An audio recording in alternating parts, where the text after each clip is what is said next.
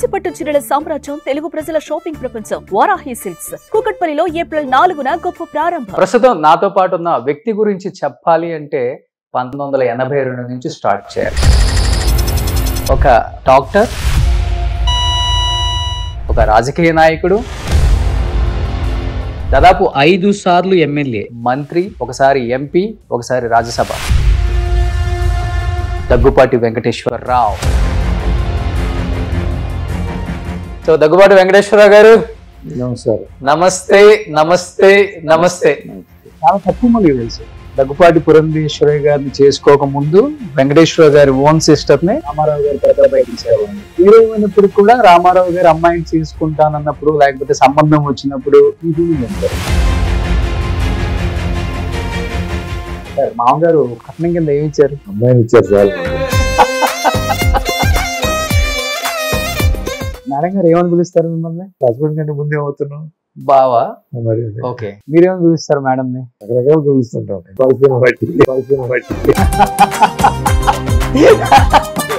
ఎప్పుడైనా అనిపిస్తుంటుందో రాజకీయాల్లో నాకన్నా పరిపక్వతంగా బాగా మాట్లాడుతున్నారు, నాకన్నా పరిపక్వత అనేటట్టు ఉంటుంది అని పబ్లిక్ అనుకుంటారు, నేను అనుకోవచ్చు.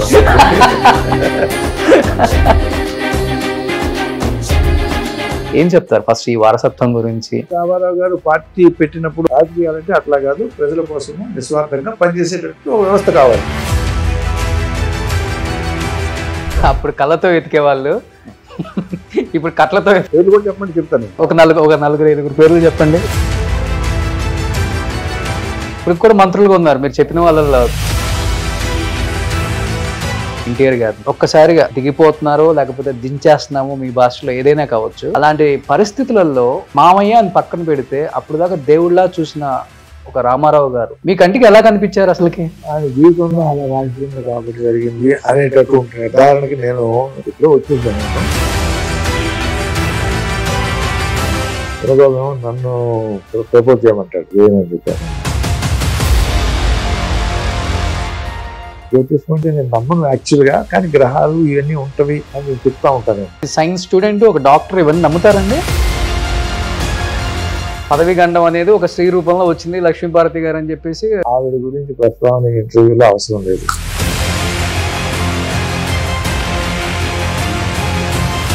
Junior NTR in case in future politics లోకి వచ్చే అవకాశం ఉందని మీరు అనుకుంటున్నారా, లేకపోతే వస్తే బాగుంటుంది అనుకుంటున్నారా? ఈ మధ్య వాళ్ళ అమ్మ చెప్పింది, వాళ్ళ చేతిలో తెలియదు. ఏం చెప్తారు మీరు రాజశేఖర రెడ్డి గారు అంటే? జగన్మోహన్ రెడ్డి గారిని ఈయన గురించి ఏం చెప్తారు? అతనికి వచ్చినటువంటి అవకాశాన్ని అతను పుణికిపుచ్చుకోలేదు అనేది నా భావన. అట్లు పెట్టుకుని దాడులు చేయటము, జైల్లో పెట్టడము, ఆశ్రమైనటువంటి లెక్కని జనాలకు పంపించి, నాకు చూసినట్టు మా డ్రైవర్ బ్రదర్ చనిపోయాడు, మా పిఏ కజిన్ చనిపోయాడు. ఏంట్రా అంటే 35-40 ఏళ్ళు కదా సార్, ఇక్కడ తాగి చచ్చిపోయాడు.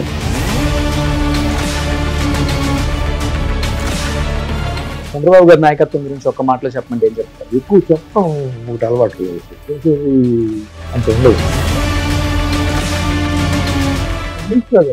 రాజకీయాలలో వచ్చిన చిన్న చిన్న పొరపత్యాల వల్ల ఇంటర్వ్యూలో చెప్పారు 30 సంవత్సరాలు బాబు గారితో మాట్లాడలేదని. ఆమె ఆర్కే గారి ఇంటర్వ్యూలో చెప్పారు బోనమ్మ గారితో ఆమె కూడా 30 సంవత్సరాలు మాట్లాడలేదని. రెండు కుటుంబాలు బాగుంది, కొన్ని సందర్భాలు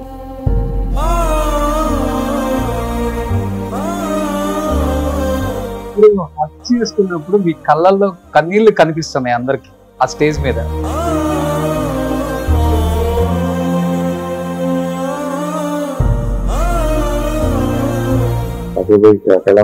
కళ్ళ నీళ్ళు తిరిగింది నాకు.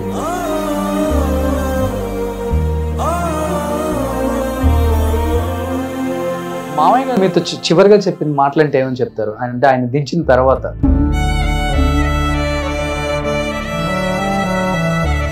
ఆయన బతుకుంటే ఇంకో రకంగా ఉండేది, అసలు రూపమే మారిపోయి ఉండేది. చనిపోవడం వలన ఇదంతా జరిగింది.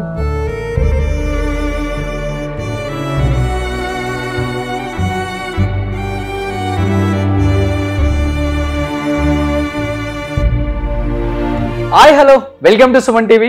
నేను మీ రోషన్. సో ప్రస్తుతం నాతో పాటు ఉన్న వ్యక్తి గురించి చెప్పాలి అంటే 1982 నుంచి స్టార్ట్ చేయాలి. ఇది నేను స్టార్ట్ చేసే కన్నా ఆయన మాటల్లో వినాలని కొన్ని కోట్ల మంది ప్రేక్షకులు ఎదురు చూస్తూ ఉన్నారనమాట.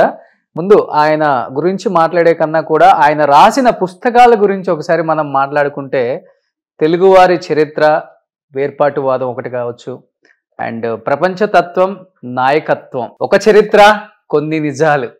నిజంగా ఈ ఒక చరిత్ర కొన్ని నిజాలు చెప్పాలి అంటే ఎంతో మంది ఈ పుస్తకాన్ని అంటే అందుబాటులో కూడా లేకుండా వీర్స్ అంతగా ఇష్టపడి కొనుక్కొని మరీ చదివిన పుస్తకం ఈ పుస్తకం అన్నమాట.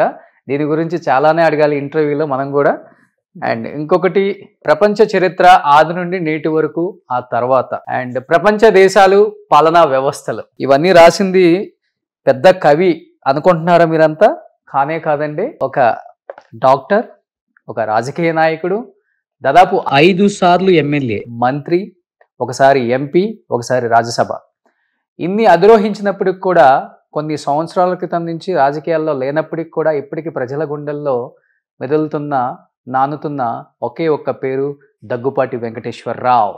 సో ప్రజెంట్ నాతో పాటు ఉన్నారు. ఆయన అడిగి ఇంకా మరిన్ని విశేషాలు నందమూరి వంశం గురించి అంటే దగ్గుపాటి వంశం గురించి, ఆయన రాజకీయ చరిత్ర గురించి, ఆయన చరిత్ర గురించి ఆయన మాటలను తెలుసుకుందాం. సో దగ్గుపాటి వెంకటేశ్వరరావు గారు నమస్కారం. నమస్తే. నమస్తే. నమస్తే. నమస్తే. సో మిమ్మల్ని చూస్తున్నప్పుడల్లా తెలియని ఒక పాజిటివ్ ఫీలింగ్ అండి.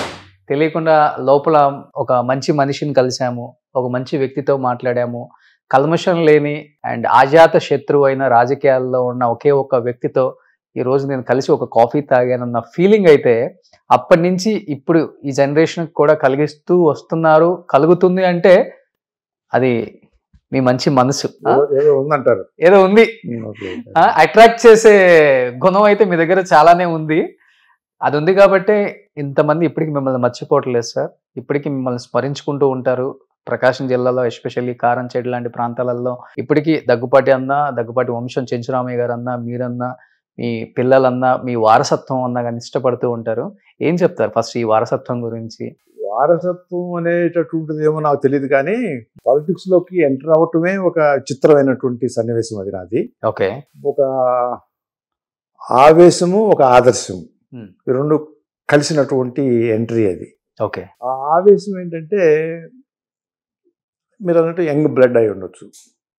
ఆ ఆదర్శం ఏంటంటే సమాజంలో కొన్ని ఉత్తమమైనటువంటి లక్షణాలు, వ్యవస్థ, ఏర్పాటు అనేటటువంటిది మనం ఎంత చేయగలం అనేటటువంటిది కాకుండా మనం అలా ఉంటే బాగుంటుంది అనేటటువంటి ఒక అభిప్రాయంతో ఉన్నటువంటి వ్యక్తిత్వమేమో.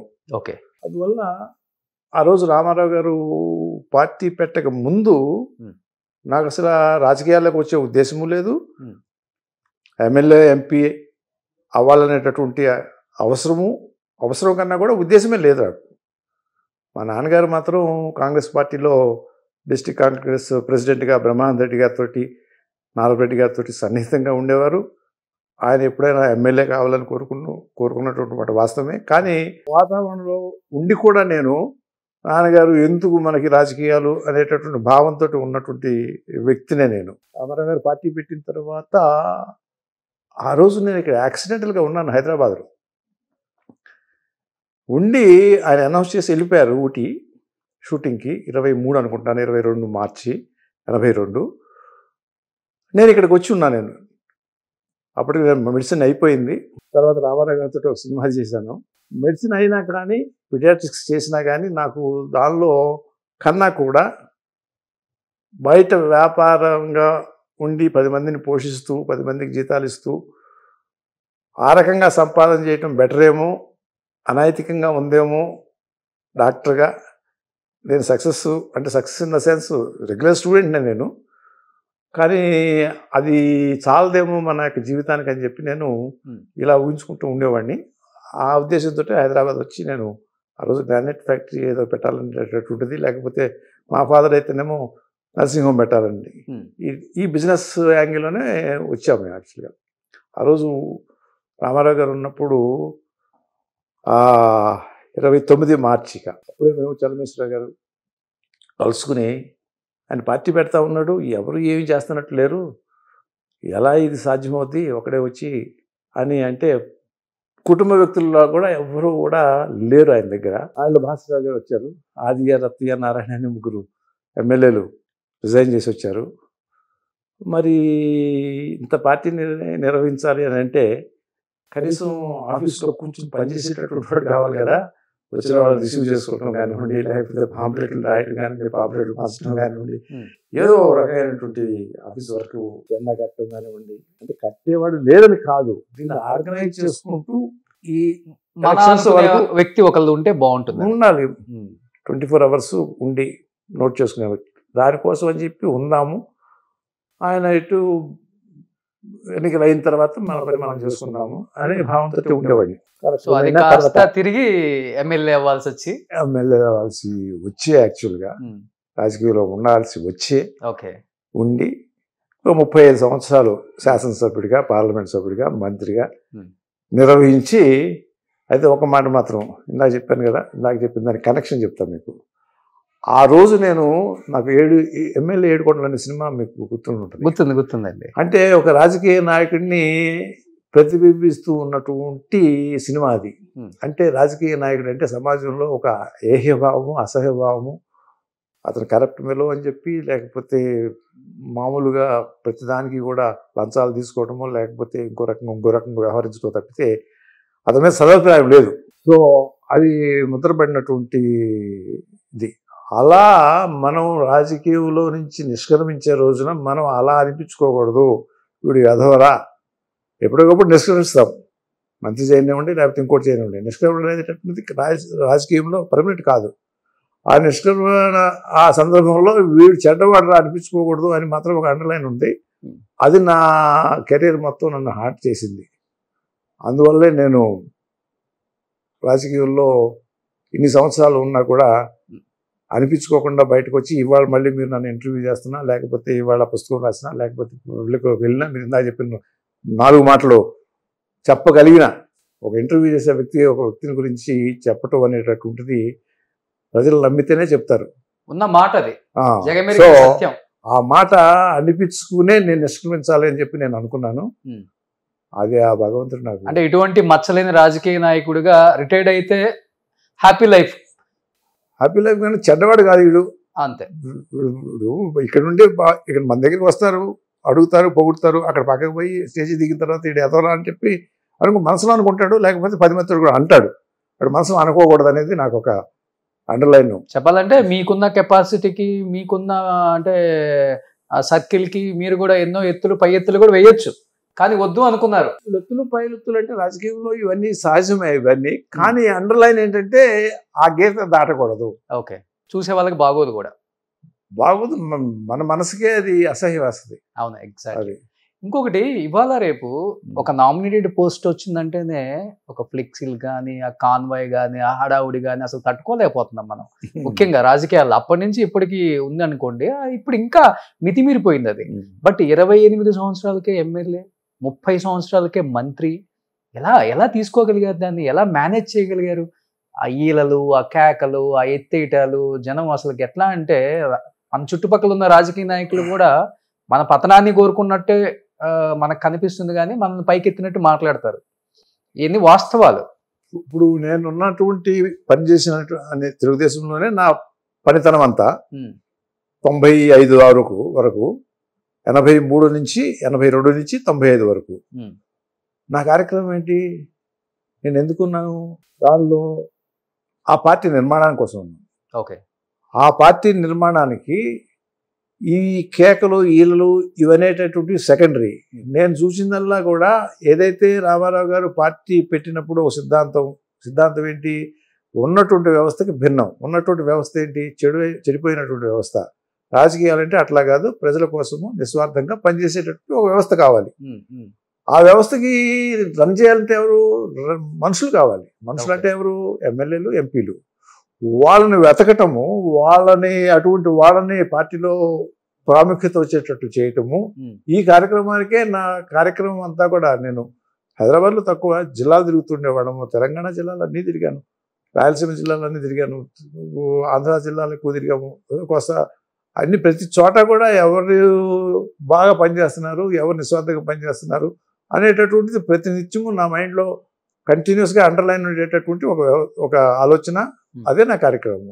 దానికి తగినటువంటి 4-5 తయారు చేసుకుని వాళ్ళతో చేసుకుని అలా ఒక చోట పార్టీ ప్రోగ్రామ్కి వెళ్ళామంటే కళ్ళు ఎత్తుతూ ఉంటాయి నాకు ఎవడెవడు.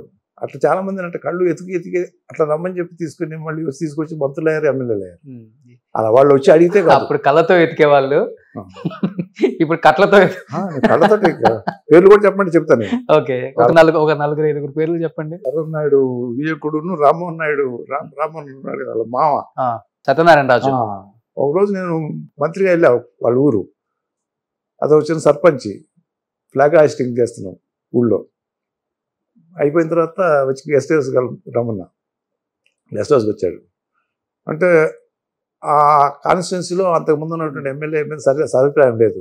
నెక్స్ట్ నువ్వు వర్క్ చేయి మొదలుపెట్టన్నా. ఎమ్మెల్యే అని చెప్పను, నేను వర్క్ చేయమని చెప్తాను. నేను వర్క్ చేశాడు. నెక్స్ట్ ఎమ్మెల్యే అయ్యాడు. అట్లనే పాలకొల్లు నర్సాపురం ఎమ్మెల్యే 4 సార్లు చేశాడు, ఎంపీ చేశాడు. సుబ్బారాయుడు మంత్రి కూడా చేశాడు. అతను కౌన్సిలర్ ఇక్కడ రా అన్నాను. తర్వాత ఎమ్మెల్యే చేశాడు, మంత్రి అయ్యాడు. అలా ఇప్పుడు ఇంద్రారెడ్డి ఉన్నాడు. ఇంద్రారెడ్డి నా దగ్గరికి కూడా రాలేదు యాక్చువల్గా. ఇంద్రారెడ్డిని నేను తెలుసుకుని, అతను ఒక పనితనాన్ని తెలుసుకుని తెలుగు యూత్లో అతను చెప్పకుండానే వేసేసి పార్టీలోకి ఇన్వైట్ చేసి తీసుకొచ్చి అతని తర్వాత కంటిన్యూస్గా మంత్రి, కంటిన్యూస్గా ఎమ్మెల్యే, మొత్తం ఆర్గనైజేషన్ అంతా అతను ఉండేవాడు. ఇలా చూసుకుంటే ఇప్పుడు ఆల్పాటి రాజా ఉన్నాడు. అలానే ఇప్పుడు దుల్పాడు నరేంద్ర ఉన్నాడు. వీళ్ళంతా కూడా తెలుగు యువత. తుమ్మల నాగేశ్వరరావు ఉన్నాడు. వీళ్ళంతా తెలుగు యువత ప్రెసిడెంట్స్. భూమా నాగిరెడ్డి ఉన్నాడు. వీళ్ళంతా కూడా తెలుగు యువత జిల్లా ప్రెసిడెంట్ని పట్టుకొచ్చి పెట్టేసిన తర్వాత వాళ్ళు ఎమ్మెల్యే తర్వాత మంత్రులు. ఇప్పుడు కూడా మంత్రులుగా ఉన్నారు మీరు చెప్పిన వాళ్ళలో. తుమ్మల నాగేశ్వరరావు గారు మొత్తం వాళ్ళే ఉంటారు. చాలా మంది పార్టీలు వాళ్ళే ఉంటారు ఇప్పుడు.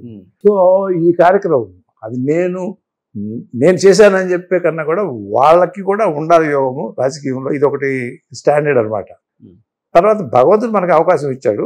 మనం అటువంటి వాళ్ళకి భగవంతుడు నా చేత చేయూతను ఇచ్చాడు అని అంట దగ్గర నేను చేశానంటే మళ్ళీ అది పెద్ద గర్వం అయిపోతుంది. తప్పు అయిపోద్ది. అట్లా కాదు. ఎంతోమందిని చూసాం రాత్రి ఎమ్మెల్యేలు అయిపోయి మంత్రులు అయినటువంటి వాళ్ళు. వాళ్ళకి అదృష్టం కూడా రావాలి. అలా అందువలన ప్రస్థానం అట్లా కొనసాగింది. ఇవాళకి మళ్ళీ మీరు వచ్చి ఇంటర్వ్యూ చేసే స్థాయిలో ఎలా బ్యాలెన్స్ చేశారు సార్? అప్పుడు అన్నగారంటే ఒక గౌరవం, దానికి మించిన భయం అందరికి. బట్ ఇద్దరు అంటే మీకు భయం లేకపోవచ్చు సార్, నాయకులకి కూడా భయం. ఆయన దగ్గర మాట్లాడాలంటే ఎవరికి నోరు కూడా అలా ఏం కాదు, మెదపలేదు అని చెప్పి వింటూ అనుకుంటారు. కానీ భయం ఏం లేదు. ఆయనతో గట్టిగా ఎవరన్నా మాట్లాడితే, నేను చాలాసార్లు చూశాను, ఆయనతో గట్టిగా కనుక వాదించగలిగిన వాళ్ళు ఎవరన్నా ఉంటే వాదిస్తే ఆయన వాళ్ళు ఎందుకు వాదించాడు, అతనిలో నిజాయితీ ఉంది అనేటటువంటిది వెంటనే గ్రహించుకొని వాళ్ళు చెప్పిందే. ఆఫీసర్స్ చూశాను నేను, చాలామంది ఆఫీసర్స్ ఆయనతో వాదించేటటువంటి ఆఫీసర్స్ని.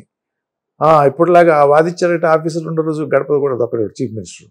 అలా కాదు, ఆయనతో వాదించేటటువంటి ఆఫీసర్స్ని ఆయన ఎంత రెస్పెక్ట్ ఇచ్చేవాడో నేను చూశాను నేను. ఓకే, ఆ రకంగానే ఎన్నో పథకాలు ఆయనకి వచ్చినాయి. ఇది సాధ్యం కాదని అంటే ఎందుకు సాధ్యం కాదని వాళ్ళు వాదించేవాళ్ళు చూశాను నేను. మీరు ఎలా మనిషి స్ట్రైట్ ఫార్వర్డా లేకపోతే చాలా సెన్సిటివా? మీరు ఎలాంటి వ్యక్తిత్వం మీద అసలు? నేను స్ట్రైట్ ఫార్వర్డ్ అంటే ఇదే, నేను ఎమోషనల్. అందుకని పెద్ద ఆయన దగ్గర చెప్పారు కదా 2-3 ఇన్సిడెంట్స్ జరిగినాయి పెద్ద ఆయనతో కూడా వాదనలో. ఆ వాదనలతోటి ఆయన అయితే ఏంటంటే వీడు ఎందుకు మాట్లాడుతున్నాడు అని చెప్పి ఆయనకు తెలుసు, అర్థమైంది. వీళ్ళు ఆ సిన్సియారిటీ ఉంది కాబట్టి. అందుకని నన్ను మళ్ళీ ఎంకరేజ్ చేసుకొచ్చేవాడు. ఆల్టర్నేటివ్ నన్ను ఏదైనా ఒక పథకం లేకపోతే ఇంకోటో విన్నప్పుడు మన వాదన ఏంటనేటటువంటిది ఆయన తీసుకుంటా ఉండేవారు. అయితే ఏంటంటే మనం స్ట్రైట్గా చెప్తామనేటటువంటిది మాత్రం అది ఎవరికైనా ఇబ్బంది. ఒక పాలకుడికి, ఒక నాయకుడికి ఎప్పుడు కూడా స్ట్రైట్గా చెప్పకూడదు. అది సరైన సమయంలో చెప్పాలి, సరైనటువంటి విధానంలో చెప్పాలి, నమ్రతతో చెప్పాలి. ఇది నాకుండేది కాదు. అది చంద్రబాబు దగ్గర ఆ లక్షణాలన్నీ బాగా ఉంటాయి. అందువల్ల స్ట్రైట్ ఫార్వర్డ్ చెప్తారా? ఆయన స్ట్రైట్ ఫార్వర్డ్ కథగా ఆయన ముందే ఇంకొకరి కథ చెప్పిస్తాడు. చెప్పించి ఆయన మెంటలు చేసి తర్వాత ఎంటర్ అవుతాడు ఆయన. నేనేమో ముందు ఎంటర్ అయిపోయి నేను అది ఎట్ట కుదురుద్ది అంట. నేను అట్ట అంటే కుదరదు. అది కూడా ఇబ్బంది అయ్యేది నాకు. సో ఇప్పుడు మీరే అన్నారు ఆయన అయితే ఆ వేలో రాగలదు, నేనైతే ఈ వేలో రాలేనని చెప్పారు కాబట్టి. బట్ చాలా కష్టం. ఒకే కాంపౌండ్ లో ఇద్దరు రాజకీయ నాయకులు అల్లుళ్ళు ఎవరిని మెప్పించాలి, ఎవరిని నో చెప్పాలి, ఎవరికి ఎస్ చెప్పాలో కూడా ఆయనకి చాలా ఇబ్బందికరమైన ఒక ఇదని చెప్పుకోవచ్చు. బట్ ఇప్పుడు నారా వర్సెస్ దగ్గుపాటి కాంపౌండ్స్ రెండు ఉంటాయి. ఇక్కడికి వెళ్ళొచ్చారా అంటే అక్కడికి వెళ్ళొచ్చారా అంటారు, అక్కడికి వెళ్ళొచ్చారా అంటే అక్కడికి వెళ్ళొచ్చారా అంటారు. ఇవి ఎక్కువ ఉంటాయి ఆ రోజుల్లో. బట్ ఎలా బ్యాలెన్స్ చేయగలిగారు ఇద్దరు, అంటే ఇద్దరి మధ్య అండర్స్టాండింగ్ ఉంటుందా మీకు చంద్రబాబు గారికి? ఇప్పుడు మేము కాకపోతే ఏ రాజకీయ వ్యవస్థలో అయినా కూడా, ఇందిరాగాంధీ ఉందనుకోండి, 2 గ్రూప్స్ ఉండే, పేర్లు గుర్తులేవు, అట్లా ఎక్కడైనా కూడా ప్రతి చోట కూడా 2 గ్రూప్స్ ఉంటాయి. ఇప్పుడు చంద్రబాబు దగ్గర ఉన్నా లేకపోతే జగన్ దగ్గర ఉన్నా 2 గ్రూప్స్ ఉంటవి. ఇవి మామూలే. కాకపోతే ఏంటంటే నాయకత్వం ఏం చేస్తుందంటే దాన్ని బ్యాలెన్స్ చేసుకుంటా, అది అవసరం కూడా పార్టీకి ఎప్పుడు కూడా. ఎందుకంటే 2 వర్షన్స్ను వినాలి. నాయకత్వంకి ఏంటంటే ఆ ఫ్రీనెస్ ఎప్పుడు ఉంటుంది. ఆ ఫ్రీనెస్లో వీళ్ళు కాదంటే వీళ్ళేం చేయలేరు. వీళ్ళు బచ్చాసే యాక్చువల్గా. ఆ నాయకత్వం ఆ విచక్షణ జ్ఞానం ఉండి ఆ ఫర్మ్నెస్ ఉన్నప్పుడు ఆ రెండింటిలో ఏది సక్రమము ఏది అసక్రమం అనేటటువంటిది తెలుసుకోగలిగిన శక్తి ఉంటుంది. దాన్ని ఫార్వర్డ్ తీసుకెళ్ళటం. అక్కడ ఏంటంటే ఆ సక్రమం అనేటటువంటిది తీసుకోవడంలోనే షార్ట్కట్, లబ్ధి, మనీ, వికెట్నెస్, కక్ష పూరితంగా ఉంటుందా లేకపోతే ఫెయిర్గా ఉంటుందా, ఇవి చాలా ఇంపార్టెంట్. ఇవి కూడా ఇవాళ రాజకీయ నాయకుడికి ఇవన్నీ డబ్బు అవసరము, వికెట్నెస్ అవసరము అనుకుంటే ఆ రోజుల్లో నాలాంటి వాళ్ళకి చాలా సాధ్యమయ్యేది కాదు. రెండో వైపున చెప్పిందనే ఆ ఫెయిర్నెస్ లేకపోతే ఇంకో రకమైనటువంటి ఆదర్శము లేకపోతే సిద్ధాంతము, దాన్ని కూడా మనం తీసుకెళ్లాలనేటువంటి నాయకత్వం కనుక ఉద్దేశం అయితే మన దాంట్లో సర్వే అవుతాం, లేకపోతే ఓకే. కానీ ప్రాంతీయ పార్టీలకి ప్రాణం పోసిన వ్యక్తి ఎవరైనా ఉన్నారంటే అది ఎన్టీఆర్ గారే.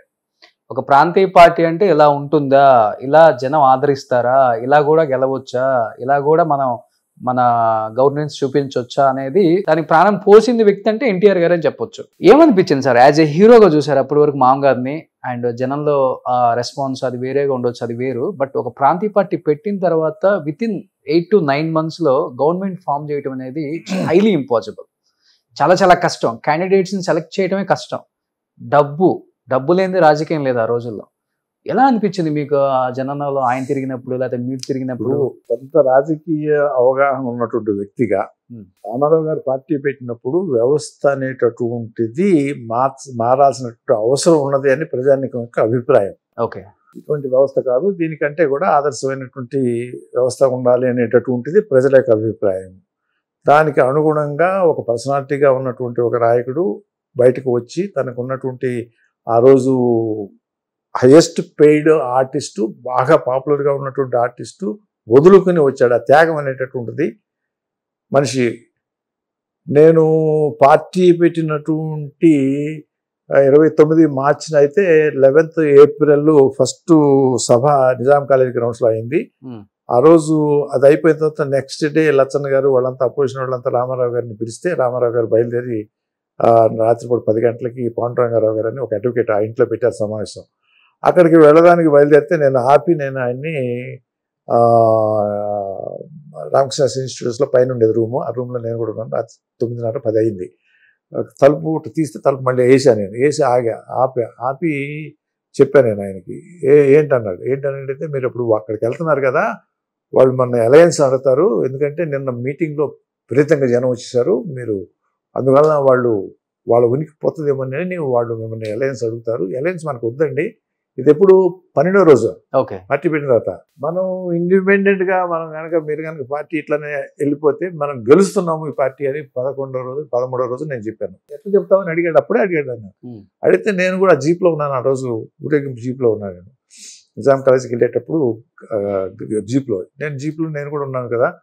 నేను ప్రజలు గోళ్ళ మీద, చెట్ల మీద, ఇళ్ళ మీద జనం విపరీతంగా ఎక్కడ పడినా ఇసుక వేస్తే రాలినటువంటి జనం వాళ్ళ కళ్ళల్లో చూశానండి. వాళ్ళ కళ్ళు చెప్పి నాకేం చెప్పాను, ఇంతకంటే మిమ్మల్ని గెలిపించడానికి మేము ఉన్నాము అని కళ్ళు చెప్పినాయండి నాకు. అందువల్ల మీరు గెలుస్తారు. రామారావు గారు పెట్టి ఇందిరాగాంధీ మీద పోటీ చేసి గెలుస్తాము అనేటటువంటి ఆలోచన ఎంత ఉందో ఆయనకు నాకు తెలియదు, కానీ నాకు మాత్రం అనిపించింది అని చెప్తున్నాను.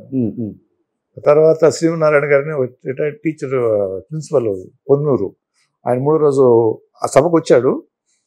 అప్పుడు బ్యాడ్జ్లు మేమే అమ్మాము యాక్చువల్గా, పెద్ద కదిలి రా అని చెప్పు, లేకపోతే NT Ramarao badges, steel badges అవి ఉన్న, ఆ బ్యాడ్జ్ ఉంటే ఇప్పటికీ వాడు ఆ మొదటి రోజు ఉన్నట్టు లెక్క. ఇప్పటికీ చాలా మంది దగ్గర ఉంటాయి స్టీల్ బ్యాడ్జ్. అవన్నీ పెట్టించి నేనే 20 మందిని కుర్రాళ్ళు పెట్టించి స్టీల్ బ్యాడ్జ్ అవి పెట్టుకుని వచ్చాడు. వచ్చి రామారావు గారి దగ్గర ఇట్లా కూర్చున్నాడు. పున్నూరు నుంచి శ్రీమన్నారాయణ ఆయన పేరు. ఏంటనంటే, సార్ నేను 2 రోజులు అయింది మానాడు కాదు మీటింగ్కి వచ్చాను. నేను బస్సు ఎక్కితే ఈ బ్యాడ్జ్ పెట్టుకుని బస్సులో నాకు సీట్ ఇస్తున్నారు సార్ కూర్చోమని. లెగిసి కాఫీ హోటల్కి వెళ్తే అక్కడ కాఫీ సర్వర్స్ వాళ్ళు ముందు నాకు సర్వ్ చేసి ఏం కావాలి సార్ మర్యాద చూస్తున్నారు సార్ అని ఆయన చెప్తా ఉంటే దట్ ఈస్ రియాక్షన్. ఓకే, అప్పుడు ఇంత మీడియా లేదు, ఏం లేదు, కళ్ళతో చూసిందే నిజం. ఆయన పర్సనాలిటీ అంతే కదా, పర్సనాలిటీ. ఓకే, మీరు ఈనాడు అనేటటువంటిది ఒకటి ఉంది. అయినా కానీ ఏదైనా కూడా రామారావు గారు వచ్చి పార్టీ పెట్టారంటే మీడియా, ఏ మీడియానా అప్పుడు ఉన్నట్టు 4 పేపర్లు వేయాలి తప్పదు కదా. కానీ అప్పటి వరకు ఒక హీరోగా ఉన్న చరిష్మా వేరు, ఒక్కసారిగా పార్టీ పెట్టి ముఖ్యమంత్రి అయ్యి ఆయన ఎలా ఉండేది సార్? అంటే ఇనిషియల్గా గవర్నమెంట్ని నడపగలరా నడపలేనన్న ఆ ఉద్దేశంతో, భయంతో అది ఉండేదా, లేకపోతే లేదు కాన్ఫిడెన్స్గా చాలా గట్టిగా చేయగలను కాన్ఫిడెంట్ ఉండేది ఆయనకి? ఆయన చాలా క్విక్ గ్రాస్పింగ్ అండి ఆయనకి.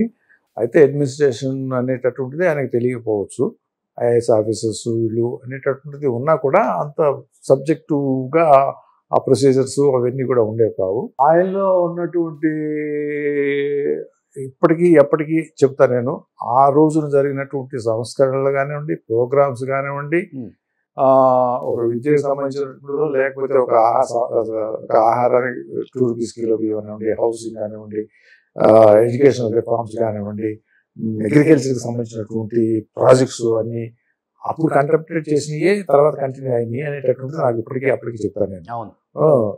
అభివృద్ధి అనేటటువంటి స్టార్ట్ అయిందే అక్కడి నుంచి అనేటటువంటి. అంతకుముందు అభివృద్ధి లేదనే అనడానికి కాదు, కానీ ఒక ప్రణాళికాబద్ధకంగా ఒక శాసనసభ్యుడు అంటే ఒక ఏరియా అంటే దాంట్లో చూపించాలి కదా మనం రెస్పాన్సిబుల్గా అనేటటువంటిది.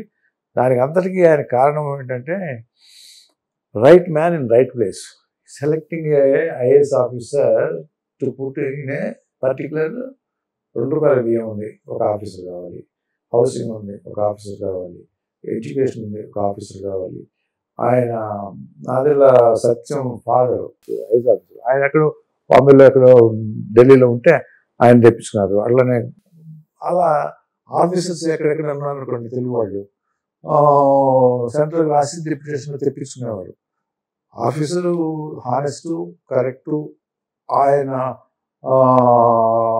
తెలుసు అంటే సబ్జెక్టు, లేకపోతే ఆ ఇంటిగ్రిటీ ఉన్న ఆఫీసర్ని ఆ ప్లేస్లో పోస్ట్ చేయడం అనేటటువంటి ఫస్ట్ ప్రయారిటీ.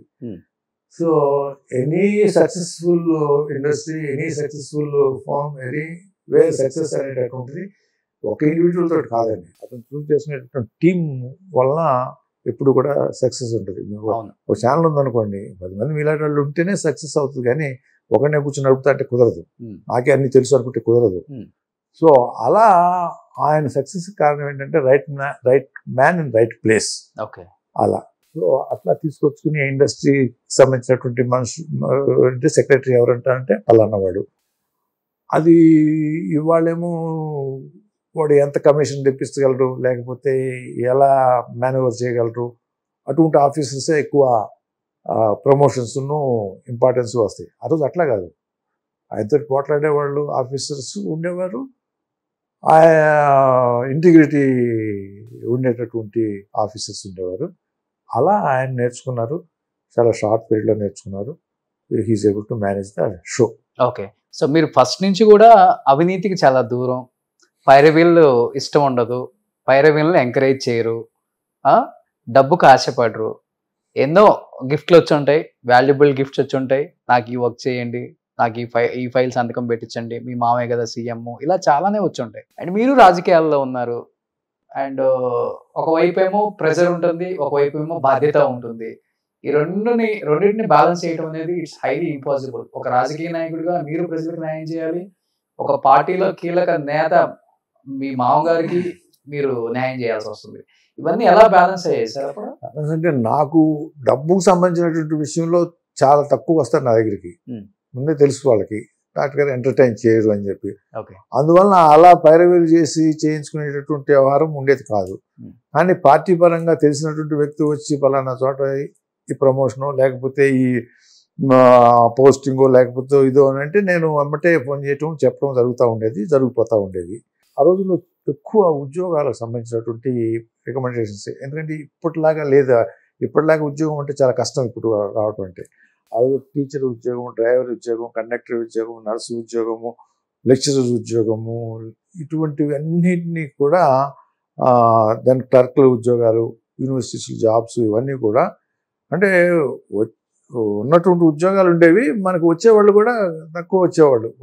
ఒకటికి 2-3 కంటే ఉండే. ఇప్పుడు ఒకటికి 100-200 మంది ఉంటారు కాంపిటీషన్. ఆ రోజుల్లో మాత్రం అటువంటి వాటి అన్నిటికీ నేను ప్రాముఖ్యత ఇచ్చేవాడిని. పార్టీ వాళ్ళు ఎవరు వచ్చినా ఒక్కరోజే నేను 3000 మంది నర్సింగ్ ఏఎన్ఎం పోస్టులు అంతా పార్టీ వాళ్ళు చెప్పిన వాళ్ళే.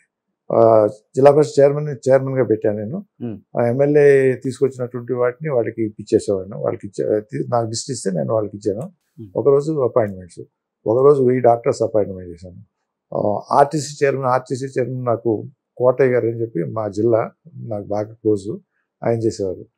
ఆర్టీసీ డ్రైవర్స్ ఎంతమందికి కావాలంటే అంతమందికి వచ్చిన వాళ్ళంతా సంతకం పెట్టడం, చేయటం ఇలా కండక్టర్స్ చేసేవాళ్ళం. ఇలా టీచర్స్, ఆ రోజు టీచర్స్ కూడా జిల్లా పరిషత్లో చెప్తే అయిపోతూ ఉంటాయి. ఇలా ఎంతోమందికి ఇదేంటంటే పార్టీ ప్రోగ్రామ్గా నాకు ఫీల్ అవుతాను నేను ఒంగోలు జిల్లా టూర్ అంటే ఏదో ఇనాగరేషను, వాటర్ వర్క్స్, స్కూలో లేకపోతే డ్రింకింగ్ వాటర్తో చేస్తూ ఉంటాం. రాత్రి వచ్చినప్పుడు నాకు 2 గంటలు వంట అవుతుంది. 2 గంటలప్పుడు కూడా నాకు జనం ఉంటారు అక్కడ. మళ్ళీ ఏది గెస్ట్ హౌస్లో ఏదో మార్కాపురం నుంచి వచ్చిన వాళ్ళు, గెద్దల నుంచి వచ్చినటువంటి వాళ్ళు అక్కడే ఉండిపోతారు. ఉండిపోతే వాళ్ళందరికీ ఆ 200 మంది దగ్గర కాగితాలు తీసుకుని టక్కడ సంతకం పెడితే అయిపోయేది నాకు. నేను చెప్పక్కర్లేదు, ఫోన్ కూడా పెట్టేసేసి. ఎందుకంటే పార్టీ కాబట్టి, పార్టీ మనుషులు వచ్చినప్పుడు పార్టీకి చేస్తే పార్టీ గ్రో అవుతూ ఉంటుంది అనేది కదా ఆ ఉద్దేశంతో. అట్లనే పార్టీ పని ఎక్కువగా నాకు ప్రభుత్వంలో ఉన్నా కూడా ఇట్లాంటి యాక్టివిటీస్ తోటే నేను కాలం గడుపుతూ ఉండేవాడిని. సో అందువల్ల ఈ పైరవీలు వ్యవహారాలు నా దగ్గర కూడా తెలుసు. వెంకటేశ్వరరావు గారు ఇలాంటివి చెయ్యడు, మా అల్లుడు చెయ్యడు, ఆయనకి ఇష్టం ఉండదు. ఒక ప్రాముఖ్యత ఇచ్చారా మీకు పార్టీ? ఇప్పుడు ఇంట్లో ఉన్నాను. ఈ ఇంట్లో ఉండే బదులు నాకు 1500 గజాలు 100 రూపాయల గజంకి నేను జూబ్లీస్లో ఉండేది. నాకు ఉండేది 1500 గజాలు ఉండేది, రోడ్ నెంబర్ 10లో. అది రాగానే అది కొనుక్కున్నాను అనుకోండి. ఇది కొన్నప్పుడు 2 ఉండకూడదు కదా, సిటీలో 2 ప్లాట్లు ఉండకూడదు అనే ఒక ఫీలింగ్ నాకు. ఫీలింగ్ అంటే అప్పుడు అర్బన్ ల్యాండ్ సీలింగ్ అని ఏదో చెప్తారు 2 చోట్ల 2 ఉండకూడదని. ఏమంటే అది డిస్పోజ్ చేసి 100 రూపాయలకి ఇచ్చేసేసాను. అది ఇచ్చేసి ఒక దాంట్లో ఒకటే ఉండాలి మనకి, ఇది అర్బన్లో ఎక్కువ ఉండకూడదు అని చెప్పి. ఆ రోజు ఎక్కడ కావాలనుకుంటే అక్కడ ఎకరాలు కొని ఉండేవాడిని. చేయలేదు మనం. మీకంటూ మీ పేరు మీద ఈ ఇల్లు అండ్ మీ కారంచేడిలో ఆ ఇల్లు తప్పితే ఏం లేదంక? అంటే మా ఫాదరు ఇచ్చినటువంటి పొలాలు అవి ఉంటాయి అక్కడ. అవి కూడా ఊళ్ళో తక్కువ సీలింగ్కి వెళ్ళిపోయినాయి చాలా వరకు. అయితే చీరాలో ఓడరేవు, ఇసుక అవన్నీ ఆ రోజుల్లో 5000, 2000, 3000 ఎకరం అవి ఇప్పుడు మంచి వాల్యూ అయిపోయినాయి. అలా ఒక 40-50 ఎకరాలు ఆ ఏరియాలో ఉంటుంది, చీరాల ఆ ఏరియాలో. మా ఊళ్ళో వ్యవసాయ పొలం ఆ రోజుల్లో గొప్ప పొలం, అటువంటిది ఏం లేదు, 10 ఎకరాల కంటే ఉండదు మాకు. హైదరాబాద్ లాంటి సిటీలో కేవలం ఇల్లు మాత్రం. హైదరాబాద్ లో ఇల్లే ఉంది మాకు. ఇప్పుడు హైదరాబాద్ లో ఏదో కొంత తీసుకున్నాం కానీ ఎలక్షన్స్ అప్పుడు అన్నీ అయిపోయినాయి. కాకపోతే ఇప్పుడు అబ్బాయి వ్యాపారం అదంతా అయిన తర్వాత ఒక ఇల్లు వ్యవహారం నడుపుతా ఉన్నాడు, కడుతున్నారు ఇప్పుడు. అది కొంచెం పెద్దదే ఇల్లు. ఇక వాళ్ళ జనరేషన్కి వచ్చేటప్పటికి ఏ టైంలో అనిపించింది మీకు దాచుకుందాం ఇలాంటి కాన్సెప్ట్ మనకు? కాన్సెప్ట్ అంటే ఒకటే అండర్లైన్ చెప్పాను కదా, వెళ్ళేటప్పుడు ఏదో వచ్చి సంపాదించుకుని వెళ్ళాడు అని తిడతారేమో అనేటటువంటి భయం లోపల అండర్లైన్ ఉంది. అది హార్ట్ చేసింది నన్ను ఎప్పుడు కూడా. అందువల్ల తొందరపడలేను నేను ఇక్కడ. ఓకే. నాన్నగారు నేర్పించారు. నాన్నగారు నేర్పించారంటాము నేను అనుకోను. అది మనకి అది ఏమో అలా వచ్చేసింది అంతే, అంతకంటే. చదువు నేర్పించింది అంటారో, సమాజం నేర్పించింది అంటారో మరి ఉంటుంది. Great sir. అది మా మదరు కొంచెం ఆధ్యాత్మికమైనటువంటి వ్యవహారము, ఆవిడలో చాలా క్వాలిటీస్ ఉన్నాయి. ఆవిడ కూడా ఆవిడ అన్యాయం అక్రమం ఒప్పుకోదు ఆవిడ. అలా వచ్చుంటే. బట్ మీలాంటి పర్సనాలిటీ, మీలాంటి ఒక లీడర్ గురించి ఎవరైనా చెప్పటమో లేకపోతే మీరు వింటమో మీరు చూడటమో జరిగిందా ఈ తరం రాజకీయ నాయకుల్లో? ఈ తరం రాజకీయ నాయకులు అంటే నాకు జయప్రకాష్ నారాయణ గారు అప్పుడు కొంచెం స్టార్టింగ్ లో మేము యాక్టివ్, టోటల్ రెవల్యూషన్ అంటాం కదా, ఓకే, అది ఆదర్శంగా స్టార్ట్ అయినటువంటి జీవితం అనుకోవచ్చు. అంత తప్పితే అంతకు ముందు కానీ తర్వాత కానీ ఎంఎన్ రాయ్ అంటారు ఒకలా. ఎంఎన్ రాయ్ అంటే మానవేంద్ర రాయ్, రాడికల్ హ్యూమనిజం. ఆ భావం కొంచెం ఉంటుంది. అది వాళ్ళ ఆ మూమెంట్ లో ఉన్నటువంటి వాళ్ళతో కొంత సాన్నిధ్యం ఉంది నాకు. వాళ్ళు చెప్తా ఉంటారు ఆయన పెద్ద ఇంటర్నేషనల్ గా ఆయన ఉన్నటువంటి మేధావితనం వాళ్ళకి నో మ్యాచ్ ఫర్ హిమ్. అది. బట్ అన్నిసార్లు ఎమ్మెల్యేగా గెలిచారు, మంత్రిగా చేశారు, పార్లమెంట్, రాజ్యసభ, ముఖ్యమంత్రి అవ్వాలన్న కోరిక బాగా ఉండేది దగ్గుబాటి వెంకటేశ్వరరావు గారికి. ఆయనకున్న ఐడియాలజీకి, అంటే జనంకి ఏదో చేయాలన్న ఒక తపన. డెఫినెట్ గా నేను అవుతానని అక్కడ ఇక్కడ కూడా చెప్పిన దాఖలాలు కూడా ఉన్నాయన్న మాట వాస్తవం కాదా? అవుతాను అని చెప్పడం అనేటటువంటిది చెబితే అంతకంటే ఫుల్ ఇంకోటి ఉండరు.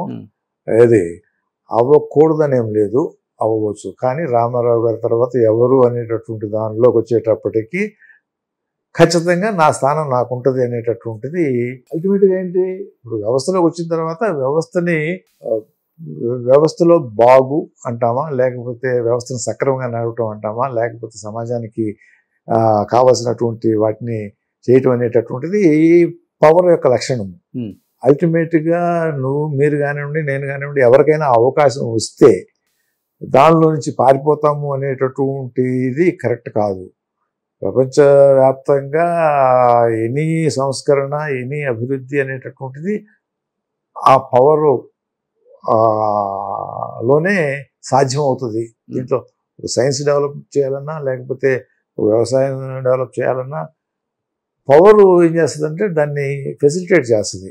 సైంటిస్ట్ యొక్క దీన్ని తీసుకెళ్ళి ప్రజల్లోకి అందించాలని అంటే ఎవరు చేయాలి? ప్రభుత్వం సహకారంతో చేయాలి. దానికి ఎవరు? పవర్ అంటే ఎవరు? ఇక్కడ చీఫ్ మినిస్టర్, అక్కడ ప్రైమ్ మినిస్టర్. ఇది కావాలి అనుకోవటంలో తప్పు అనేటటువంటిది నేను అనుకోవట్లేదు. కరెక్ట్గా అవకాశం వస్తే దాంట్లో వదిలిపెట్టకూడదు. ఆ నేపథ్యం ఉన్నప్పుడు రామారావు గారు కొంతకాలం అయిన తర్వాత తప్పదు. రామారావు గారు ఏదో రోజున ఆ నిష్క్రమణ జరిగిన రోజున ఎవరు అనేటటువంటిది వస్తుంది. ఆ వచ్చినప్పుడు ఉన్నటువంటి వాళ్ళను మనం ఉన్నాం కదా, మనం కూడా దీంట్లో ఉన్నాం కాబట్టి మనం ఎందుకు కాకూడదు అనేటటువంటి దానిలో ఎటువంటి సందేహం లేదు. ఆలోచన వచ్చింది మీకు? ఆలోచన ఏమిటో దానికోసం ప్రయత్నం. ఇప్పుడు ఇంతమంది ఎమ్మెల్యేలు, ఇంతమంది కార్యకర్తలు, ఇంతమందిని మనం చూస్తూ ఉన్నప్పుడు మనం ఆ పొజిషన్ తీసుకోవాల్సినటువంటి బాధ్యత ఉందా లేదా? డెఫినెట్ గా బాధ్యత. అది బాధ్యత. అదేదో అధికారం అనేటటువంటి అనుభవించడానికి కాదు. ఇంకొకటి ఫీల్డ్ లో ఎక్కువ తిరిగారు కాబట్టి మెజారిటీ ఆఫ్ ద లీడర్స్ మీ సైడే ఎక్కువ మాట్లాడే అవకాశం కూడా ఉంటుంది అప్పుడు. అంటే అది మామూలుగా కనుక నిష్క్రమణ జరిగి ఉంటే వాతావరణం వేరుగా ఉండొచ్చు చూడు. ఎందుకంటే నాకు తర్వాత రామారావు చనిపోయిన తర్వాత రాజ్యసభ ఎలక్షన్ వచ్చింది. రామారావు గారు చనిపోయారు అప్పటికి. అప్పుడు మా దగ్గర ఉన్నటువంటి వాళ్ళు 30 మంది ఎమ్మెల్యేలు ఉంటారు, 31 మంది అనుకుంటారు. నాతోటి పాటు వెనక్కి 16 మంది వచ్చారు. అంతకుముందు రామారావు గారి దగ్గర 14 మంది ఉన్నారు. 31 మంది, 43 మంది కావాలి ఎమ్మెల్యేలు. ఫస్ట్ కౌంట్లో రాజ్యసభకి నిలబడినప్పుడు 31 మంది ఉన్నారు. 6వ సీట్ అది.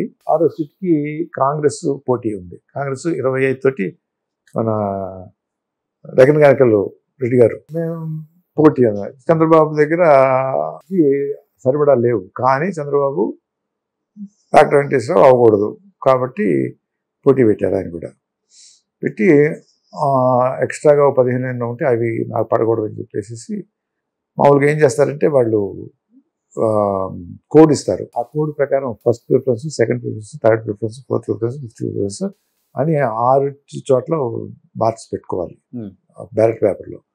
ప్రతిదానికి మార్క్స్ ఉంటాయి. సెకండ్ ప్రిఫరెన్స్ కూడా ఎక్కువ మార్క్స్ ఉంటాయి. ఫస్ట్ వేసిన దానికి ఇన్ని మార్క్స్ ఉంటాయి, సెకండ్ ప్రిఫరెన్స్ వేసిన దానికి కూడా అవి కూడా కౌంట్ చేస్తేనే కౌంట్ చేస్తారు మామూలుగా, ఒకవేళ తగ్గితే.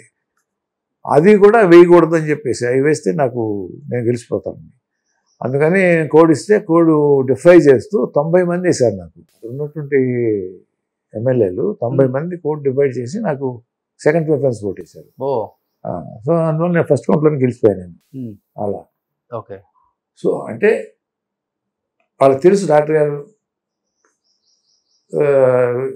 ఉండాలి అనేటటువంటిదో, లేకపోతే నా మీద అభిమానమో, లేకపోతే అట్లా అలా పార్టీలో ఉండి పార్టీ నాయకత్వాన్ని డిఫర్ చేస్తూ ఏమి ఆశించకుండా, మళ్ళీ డబ్బులు గిబ్బులు ఏమీ ఇవ్వలేదు కదా మనం. అది అట్లా. అప్పటి వరకు ఒక కృష్ణుళ్ళ, ఒక రాముళ్ళ, ఒక దేవుళ్ళ కొలుస్తాం ఎన్టీఆర్ గారిని. అది బయట వాళ్ళు కావచ్చు, ఇంటి సభ్యులైనా కావచ్చు. ఆయన చూస్తేనే ఒక దేవుడు కనిపిస్తారు ఎవరికైనా కానీ. అలాంటిది ఒక్కసారిగా అంటే దిగిపోతున్నారో లేకపోతే దించేస్తున్నామో, మీ భాషలో ఏదైనా కావచ్చు, అలాంటి పరిస్థితులలో మామయ్య అని పక్కన పెడితే అప్పుడు దాకా దేవుళ్ళ చూసిన ఒక రామారావు గారు మీ కంటికి ఎలా కనిపించారు అసలుకి?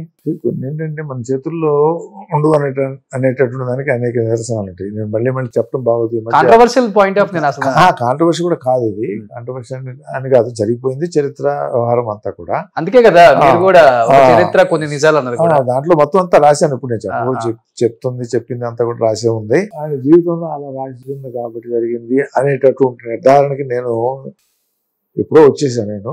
లేకపోతే అది సాధ్యం కాదు. అది 260 చిల్లర అంటే ఇంక్లూడింగ్ మిత్రపక్షాలు కూడా కలుపుకుంటే 261, 62, కాంగ్రెస్కి 26 ఉన్నాయి.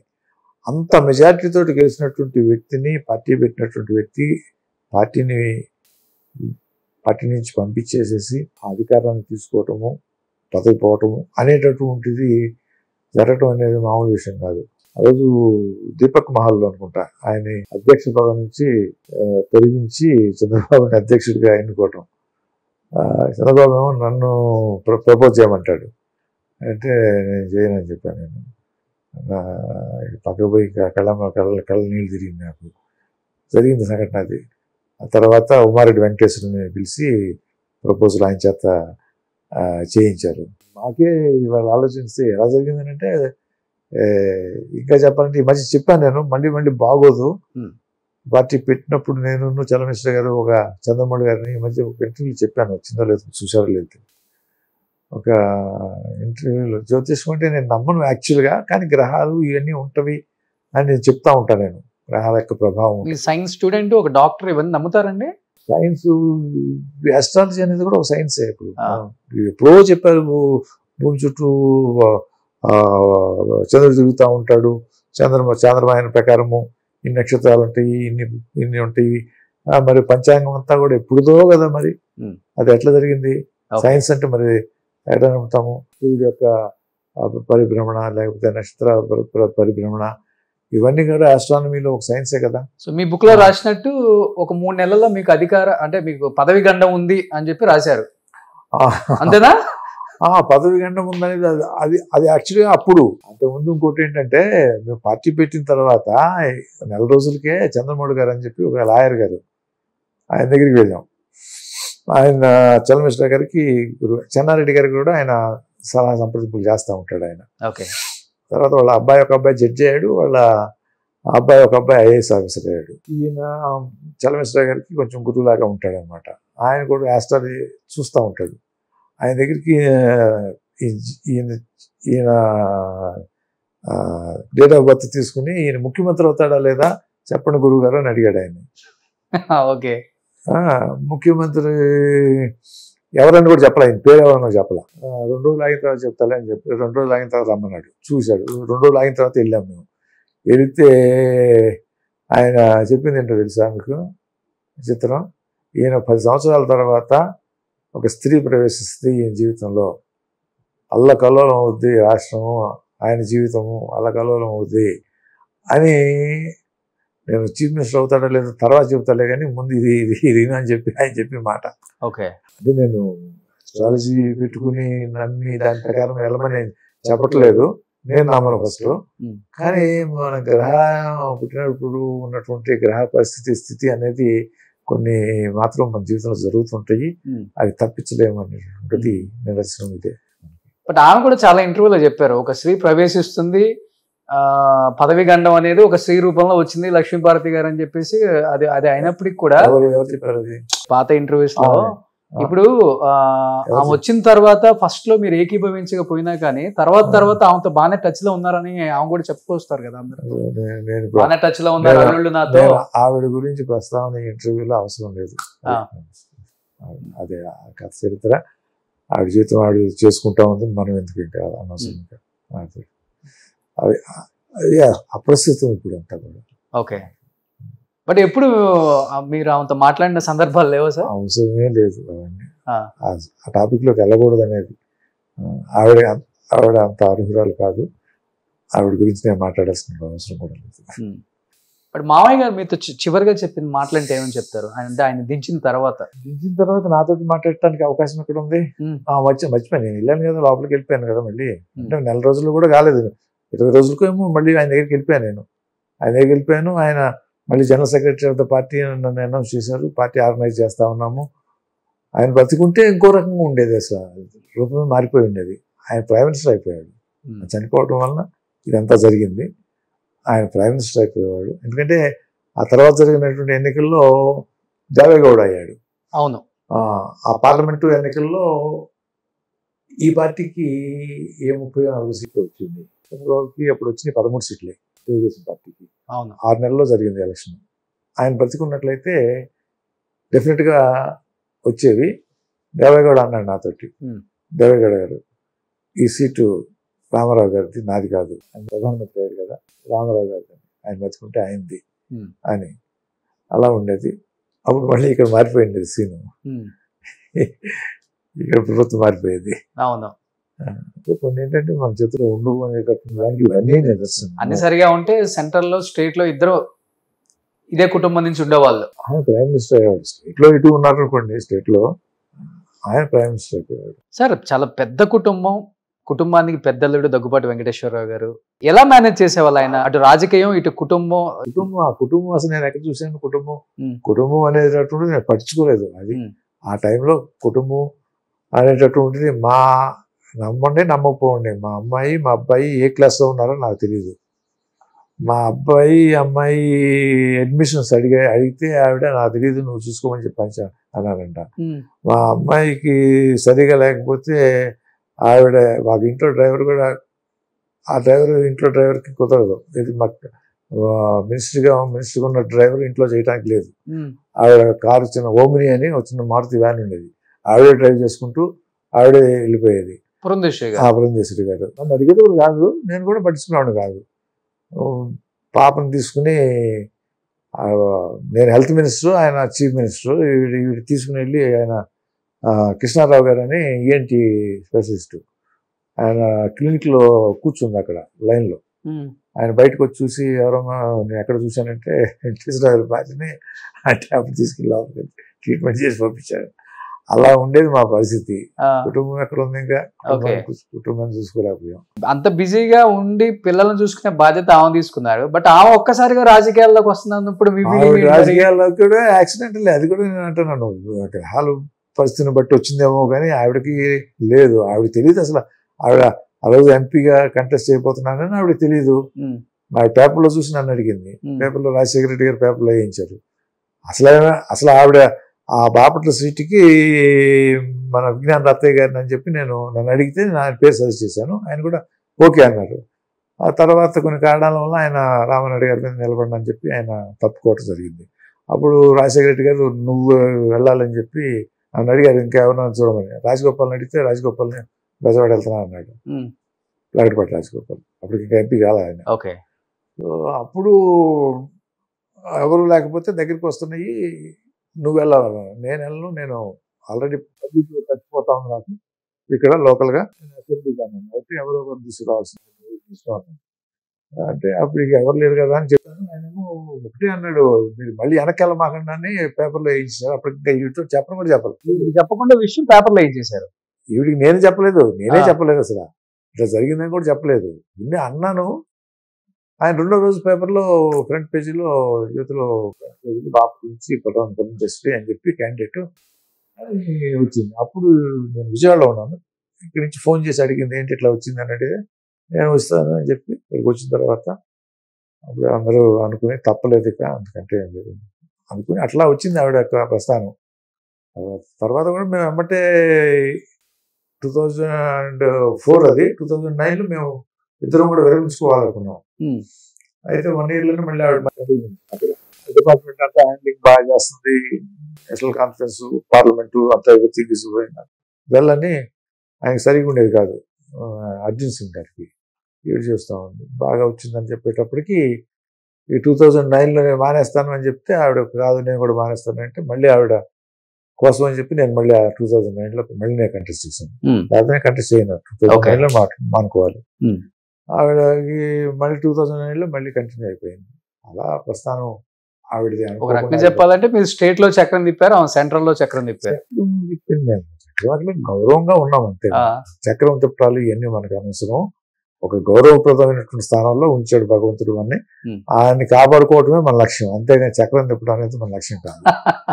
బట్ ఎప్పుడైనా అనిపిస్తుంటుందో రాజకీయాల్లో నాకన్నా పరిపక్వతంగా బాగా మాట్లాడుతున్నారు, నాకన్నా జనాన్ని అడ్రస్ చేయటం కానీ నాకన్నా పరిపక్వత అనేటట్టు అని పబ్లిక్ అనుకుంటారు, నేను అనుకోవచ్చు. ఇంకా ఎదగాలనుకుంటా నేను. అంతేనా? ఇంకా ఎదగాలి అనుకుంటా. దానిలో మటు ఇంకా ఎదగాలంటే ఇంకా వచ్చినటువంటి పేరు సంతోషిస్తూ ఇంకా ఇంకా ఎదిగి ఇంకా మంచి పేరు తెచ్చుకోవాలని నేను ఆవిడని కోరుకుంటాను. అంతవరకు సంతోషంగానే నేను. మీరు అనుకుంటే కూడా నాకేం ఇబ్బంది ఏం లేదు. నాకంటే పరిపక్వతతో ఆవిడ ఇద్దరి మధ్య రాజకీయాల డిస్కషన్ వస్తుంటుందా ఇంట్లో? రాజకీయంగా నాకున్న అనుభవం అనేటట్టు ఉంటుంది. ఇంత అనుభవం ఎందుకు ఇచ్చాడని నేను అనుకుంటుంటా. ఒక ముఖ్యమంత్రి చేయలేదే కానీ మిగతా అంత అనుభవం ఉంది కదా, ఈ అనుభవం నాకు ఎందుకు ఇచ్చి నన్ను పక్కన కూర్చోబెట్టాడు భగవంతుడు అని అనుకుంటే ఆవిడతో డిస్కస్ చేయడానికి అనుకుంటాను నేను. తెలుసుకుని దాన్ని ఇంప్లిమెంట్ చేయటం అనేది నా యొక్క కార్యక్రమం. సార్, అంటే మీరు ఒక మాట అన్నారు, పక్కన కూర్చోబెట్టారు, పక్కన కూర్చున్నాను అని. ఒకటి మాత్రం అడుగుతాను, నిజంగా చెప్పండి, పక్కన కూర్చున్నారా లేకపోతే పరిస్థితులను అర్థం చేసుకునో లేకపోతే పరిస్థితుల వల్ల సైలెంట్ గా ఉండాల్సి వచ్చిందా? మీరు ఇన్ని సంవత్సరాలు అంత రాజకీయ అనుభవం ఉన్న దగ్గుబాటి వెంకటేశ్వరరావు గారు ఒక్కసారిగా రిటైర్డ్ అయిపోయారు అనగానే పెద్ద సెన్సేషన్ అప్పుడు న్యూస్ కూడా. అనుకోరు ఎవరు కూడా, ఇట్లా అంటారులే. మళ్ళీ తర్వాత 2009 నేను 2014లో మానుకున్న తర్వాత రాకూడదు అబ్బాయి కోసం అని చెప్పి 2019లో ఇటువైపు తెలుగుదేశం వైపు డోర్స్ క్లోజ్డ్ కాబట్టి అటువైపు వాళ్ళు ఆహ్వానిస్తున్నారు కాబట్టి అబ్బాయి వెళ్తానంటే ఆవిడ కూడా నేను కూడా పిల్లలు ఎదిగి పిల్లలకి అవకాశం వస్తే చెప్పాను కదా, పాలన అనేటట్టు ఉంటుంది, అధికారం అనేటట్టు ఉంటుంది. అవకాశం ఉన్నప్పుడు మంచి జరగటానికి మంచి చేయడానికి ఉపయోగించుకోవడానికి దాంట్లో నుంచి పారిపోకూడదు అనేటటువంటిది ఒక సిద్ధాంతం అండర్లైన్. ఆ అండర్లైన్ లో మన గౌరవం అనేటటువంటిది కూడా చాలా ఇంపార్టెంట్. ఈ రెండింటిని బ్యాలెన్స్ చేసుకుంటూ వెళ్ళాలి. అయినప్పుడు మళ్ళీ 19లో మళ్ళీ మనం వెళ్ళాల్సి వచ్చింది. అక్కడికి వెళ్ళిన తర్వాత కుదరలేదు. నేను ఓడిపోవడం అనేది సహజంగా జరగదు. అది ఎందుకు జరిగిందంటే నా కోసం జరిగింది. భగవంతుడు మంచి చేయాలని అనుకుంటాడు ఈ కుటుంబానికి, లేకపోతే నా చేసినటువంటి చెప్పాను ఇందాక ఎంతమందికి అవకాశం ఉద్యోగాలు ఇప్పించడమో లేకపోతే హాస్పిటల్లో చేర్పించడమో లేకపోతే ఏదో ఒకటి మంచి పని చేసాం కదా, అందుకని దేవుడు ఉన్నాడు నా ఆయనకు మళ్ళీ అనుకుంటాను. కోడి పుట్టాడు, లేకపోతే ఆ రోజుతో అయిపోయేవాళ్ళం మనం. రిటైర్మెంట్ ఎప్పుడో ఒక రిటైర్మెంట్. ప్రపంచ చరిత్ర చదివిన తర్వాత ఎవరు పర్మనెంట్ కాదు. ఒక అలెగ్జాండర్, చింగిస్ ఖాన్, లేకపోతే ఒక మావో, లేకపోతే ఒక గాంధీ గారు, లేకపోతే ఎవరైనా ఆ కళము చూశాను కదా. రాజీవ్ గాంధీ గారిని చూశాను, ఇందిరాగాంధీ గారిని చూశాను, పివి నరసింహరావు గారిని చూశాను, వాజ్పేయి గారిని చూశాను, దేవేగౌడ గారిని చూశాను. ఇలా ప్రైమ్ మినిస్టర్ చూశాను ఆ సీట్లో. నేను నా కాలం ముందు చరణ్ సింగ్ గారిని చూశాను. వాడు జీవితం ఉన్నప్పుడు రిటైర్ అయిపోయి పక్క వెళ్ళిపోయి కూర్చోలా. ఓకే, అందరూ పెద్ద పెద్ద వాళ్ళు, గొప్పవాళ్ళు, మనమెంత. సో ఏ రోజు ఒక రోజు అయ్యేటప్పుడు మాత్రం గౌరవంగా ఉండాలి. అక్కడ ఫుల్ స్టాప్ పెట్టి ఆ గౌరవప్రదమైనటువంటి విరమణ జరిగితే అంతకంటే గొప్ప విరమణ ఇంకోటి, అందుకంటే జీవితంలో లాభం అనేటటువంటిది భగవంతుడు మనకి ఇచ్చేది ఇంకోటి ఉండదు. ఓకే, ఇది నేను గమనించాను, నా అబ్జర్వేషన్ ఇంతమంది చెప్పాను కదా. సో ఆ గౌరవప్రదమైనటువంటి వివరణ ఇస్తున్నప్పుడు దాన్ని ఆస్వాదించాలి, దాన్ని అనుభవించాలి, దాన్ని ఒడికి పట్టుకోవాలి. అది నేను పట్టుకున్నా. Super, great. అది తప్పితే దీంట్లో ఏం లేదు. చాలా తక్కువ మందికి తెలుసు దగ్గుపాటి పురంధేశ్వరయ్య గారిని చేసుకోక ముందు వెంకటేశ్వర గారి ఓన్ సిస్టర్ ని రామారావు గారు పెద్ద అబ్బాయికి ఇచ్చారు అనేది తెలుసు, చాలా తక్కువ మందికి తెలుసు. అంటే మీ జనరేషన్ తెలియదు. బట్ ఏదేమైనప్పుడు కూడా రామారావు గారు అమ్మాయిని చేసుకుంటానన్నప్పుడు, లేకపోతే సంబంధం వచ్చినప్పుడు మీ ఫీలింగ్ ఏంటి సార్? అసలు అదొక చరిత్ర, చాలా సార్లు చెప్పాను నేను. అంటే మీ సింపుల్ గా స్వీట్ గా మా జనరేషన్ కి, అంటే నేను ఆ ఇంట్లో దిగుతూ ఉండేవాడిని. చెప్పాను కదా, 71లో పెళ్ళైంది, మా కుటుంబానికి బంధుత్వం ఏర్పడింది. తర్వాత నేను వరంగల్ చదువుతూ ఉండేవాడిని, మెడిసిన్ చదువుతూ ఉండేవాడిని. హైదరాబాద్ సాటర్డే సండే అంటే ఇక్కడికి వచ్చేసేవాళ్ళం. ఎక్కడ ఉండేవాళ్ళు? మా సిస్టర్ ఇంట్లో. మా సిస్టర్ అంటే రామారావు గారి ఇంట్లో, అక్కడే ఉండేవాళ్ళం. వాళ్ళ రామారావు గారి మా బ్రదర్ చనిపోయాడు, సాయికృష్ణ నేను కలిసి రోజు స్కూటర్ మోటార్ సైకిల్ మీద ఊరంతా తిరుగుతూ ఉండేవాళ్ళం. హైదరాబాద్ సినిమాలకు వెళ్తూ ఉండేవాళ్ళము, స్విమ్మింగ్కి వెళ్తూ ఉండేవాళ్ళము. అలా ఆయనతోనే ఉండి గడుపుతూ ఉండేవాడిని. తర్వాత ఉన్న అమ్మాయి ఈ అమ్మాయి వయసు మా ఇద్దరికి జోడి కలుస్తుంది అని చెప్పి పెద్దలు అనుకుంటా ఉంటే మేము ఉన్నాము. తర్వాత మాకు ఇష్టమయ్యి ఆవిడ చెప్పింది, నేను చెప్పాను. మధ్యలో కొంత గ్యాప్ వచ్చిన తర్వాత ఇద్దరు కావాలనుకున్నారు అని చెప్పి తెలిసిన తర్వాత పెళ్లి కుదిర్చాను. అంతే. ఒక రకంగా చెప్పాలంటే love marriage, arranged come love అంటారు దాన్ని. రెండు ఉన్నాయి. ఉత్తరాలు రాసుకునేవాళ్ళం పెళ్లి కాకముందు, కలిసి తిరిగేవాళ్ళం కాదు కానీ ఉత్తరాలు రాసుకునేవాళ్ళము. ఒకసారి మధ్యలో కొంచెం మా సిస్టర్కి మా మదర్ ఇన్ లాకి కొంచెం తేడా వచ్చి ఏదైనా బ్రేక్ పడే పరిస్థితి ఉన్న రోజున ఆయన రామారావు గారి ఫాదర్ ఉండేవారు, లక్ష్మి గారు. ఆయన రోజు పిలిచి ఇల్లే అవుతున్నట్టుంది, తీసుకెళ్ళి చేసేసుకో అన్నాడు ఆయన. అంత సాహసం చేయాల్సిన అవసరం లేదు. అది అందరికి బాగా నచ్చేది తెలుగు ప్రేక్షకులకి, తెలుగు అభిమానులకి నందమూరి కుటుంబం చాలా పెద్దది. ఎన్ని చిన్న చిన్న పొరపత్యాలు ఉన్నప్పటికి కూడా ఏదైనా మంచి అయినా చెడైనా అందరూ ఒక చోటికి చేరుతారు. అది చాలా బాగా నచ్చుతుంది. అది ఎవరు నేర్పించారు? ఎన్టీఆర్ గారు నేర్పించారా, లేకపోతే తర్వాత ఇంట్లో ఉన్న పెద్దవాళ్ళు లైక్ పెద్దల్లుడు కానీ లేకపోతే పెద్ద కొడుకు డిసిషన్ తీసుకుంటే? ఈ కుటుంబానికి బయట ప్రపంచంతో కన్నా కూడా ఆ కుటుంబంలో ఉన్నటువంటి వాళ్ళకి ఒక పెద్ద కుటుంబము, 10 మంది సంతానము, పిల్లలు, మనవళ్ళు, మనవరాళ్ళు అన్నప్పుడు ఫంక్షన్ జరిగినప్పుడు మొత్తం చోట చేరడం అనేది సహజము. అందువల్ల ఎక్కువ కనపడుతుంది, ఫోకసింగ్ కూడా మీకు కనపడుతుంది. మీడియా కూడా రామారావు కుటుంబం అనగానే కనపడుతుంది. అలా చాలా చోట్ల ఇలానే ఉండవచ్చు. కాకపోతే మా అత్తగారు మాత్రం చాలా పుణ్యాత్మరాలు. ఆవిడ చాలా పిల్లల్ని అడిగితే రామారావు గారి కన్నా ఆవిడకే మార్కులు ఎక్కువ ఇస్తారు. మామూలు గొప్పతనం కాదు ఆవిడది. ఆవిడ యొక్క ఓర్పు, ఆవిడ యొక్క సహనం, ఆవిడ కూర్పు అన్మ్యాచబుల్ అనమాట. ఆవిడ విలేజ్ నుంచి వచ్చినా కూడా ఆ సహనము, ఆ ఇష్యూ వచ్చినప్పుడు దాన్ని ఓవర్కమ్ అవడానికి ఆవిడ చెప్పే చిన్న సూచన, ఆవిడ అనుభవము, ఆవిడ ఓర్పు ఏదంతా పిల్లలకి అబ్జర్వేషన్లో వాళ్ళు గ్రహించినటువంటిది చాలా ఇంపార్టెంట్ ఫ్యాక్టర్. ఆ రకంగా ఆవిడ ఆ కుటుంబం 11 మంది సంతానము. ఒక పిల్ల పుట్టిన తర్వాత పాలు ఇస్తుండగానే ఇంకో బేబీ రెడీ ఇంట్లో, అంతే కదా మరి. పర్సనల్ సంవత్సరానికి 2 సంవత్సరాలకు పుడతాయి. మరి మొత్తాన్ని తీసుకున్నట్లు ఒక బేబీకి ఇవాళ ఆప్సోపాలు పడతా ఉన్నారు, వద్దంటున్నారు. ఇలా అలాంటిదే ఆవిడ అంతమందిని ఆ రకంగా పట్టుకొని పెంచింది అంటే పెద్ద ఆయనేమో బిజీ షూటింగ్ అని, పిల్లలు ఆయన చూసేవాడు కూడా కాదు కదా. ఆయన వీళ్ళు లేచేటప్పటికి ఆయన వెళ్ళిపోయి ఉండేవాడు, మళ్ళీ వీళ్ళు పడుకున్న తర్వాత వచ్చేవాడు ఆయన. మన దగ్గర నుంచి వచ్చిన మంచి క్వాలిటీ ఒకటంటే పురంధేశ్వరి గారికి ఓర్పు. నాన్న దగ్గర నుంచి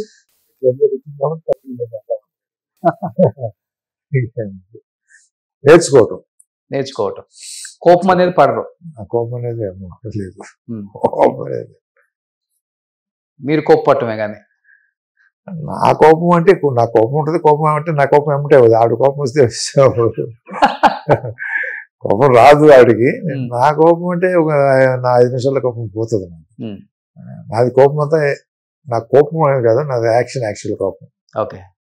ఎప్పుడైనా కానీ జీవితంలో నేర్చుకోవాల్సింది ఏంటంటే పిల్లలు కూడా నేను చెప్తాను, కోపం అనేటటువంటిది అవసరం లేదు. కోపం ఓన్లీ కాబట్టి కోపం ప్రదర్శించాలి. అలా ఉండాలి కోపం అంటే. వర్కర్ను కోపడ్డామంటే అతనికి తెలియజెప్పడం కోసం మనం నెక్స్ట్ తప్పు చేయకుండా ఉండడం కోసం కోపం ప్రదర్శించాలి.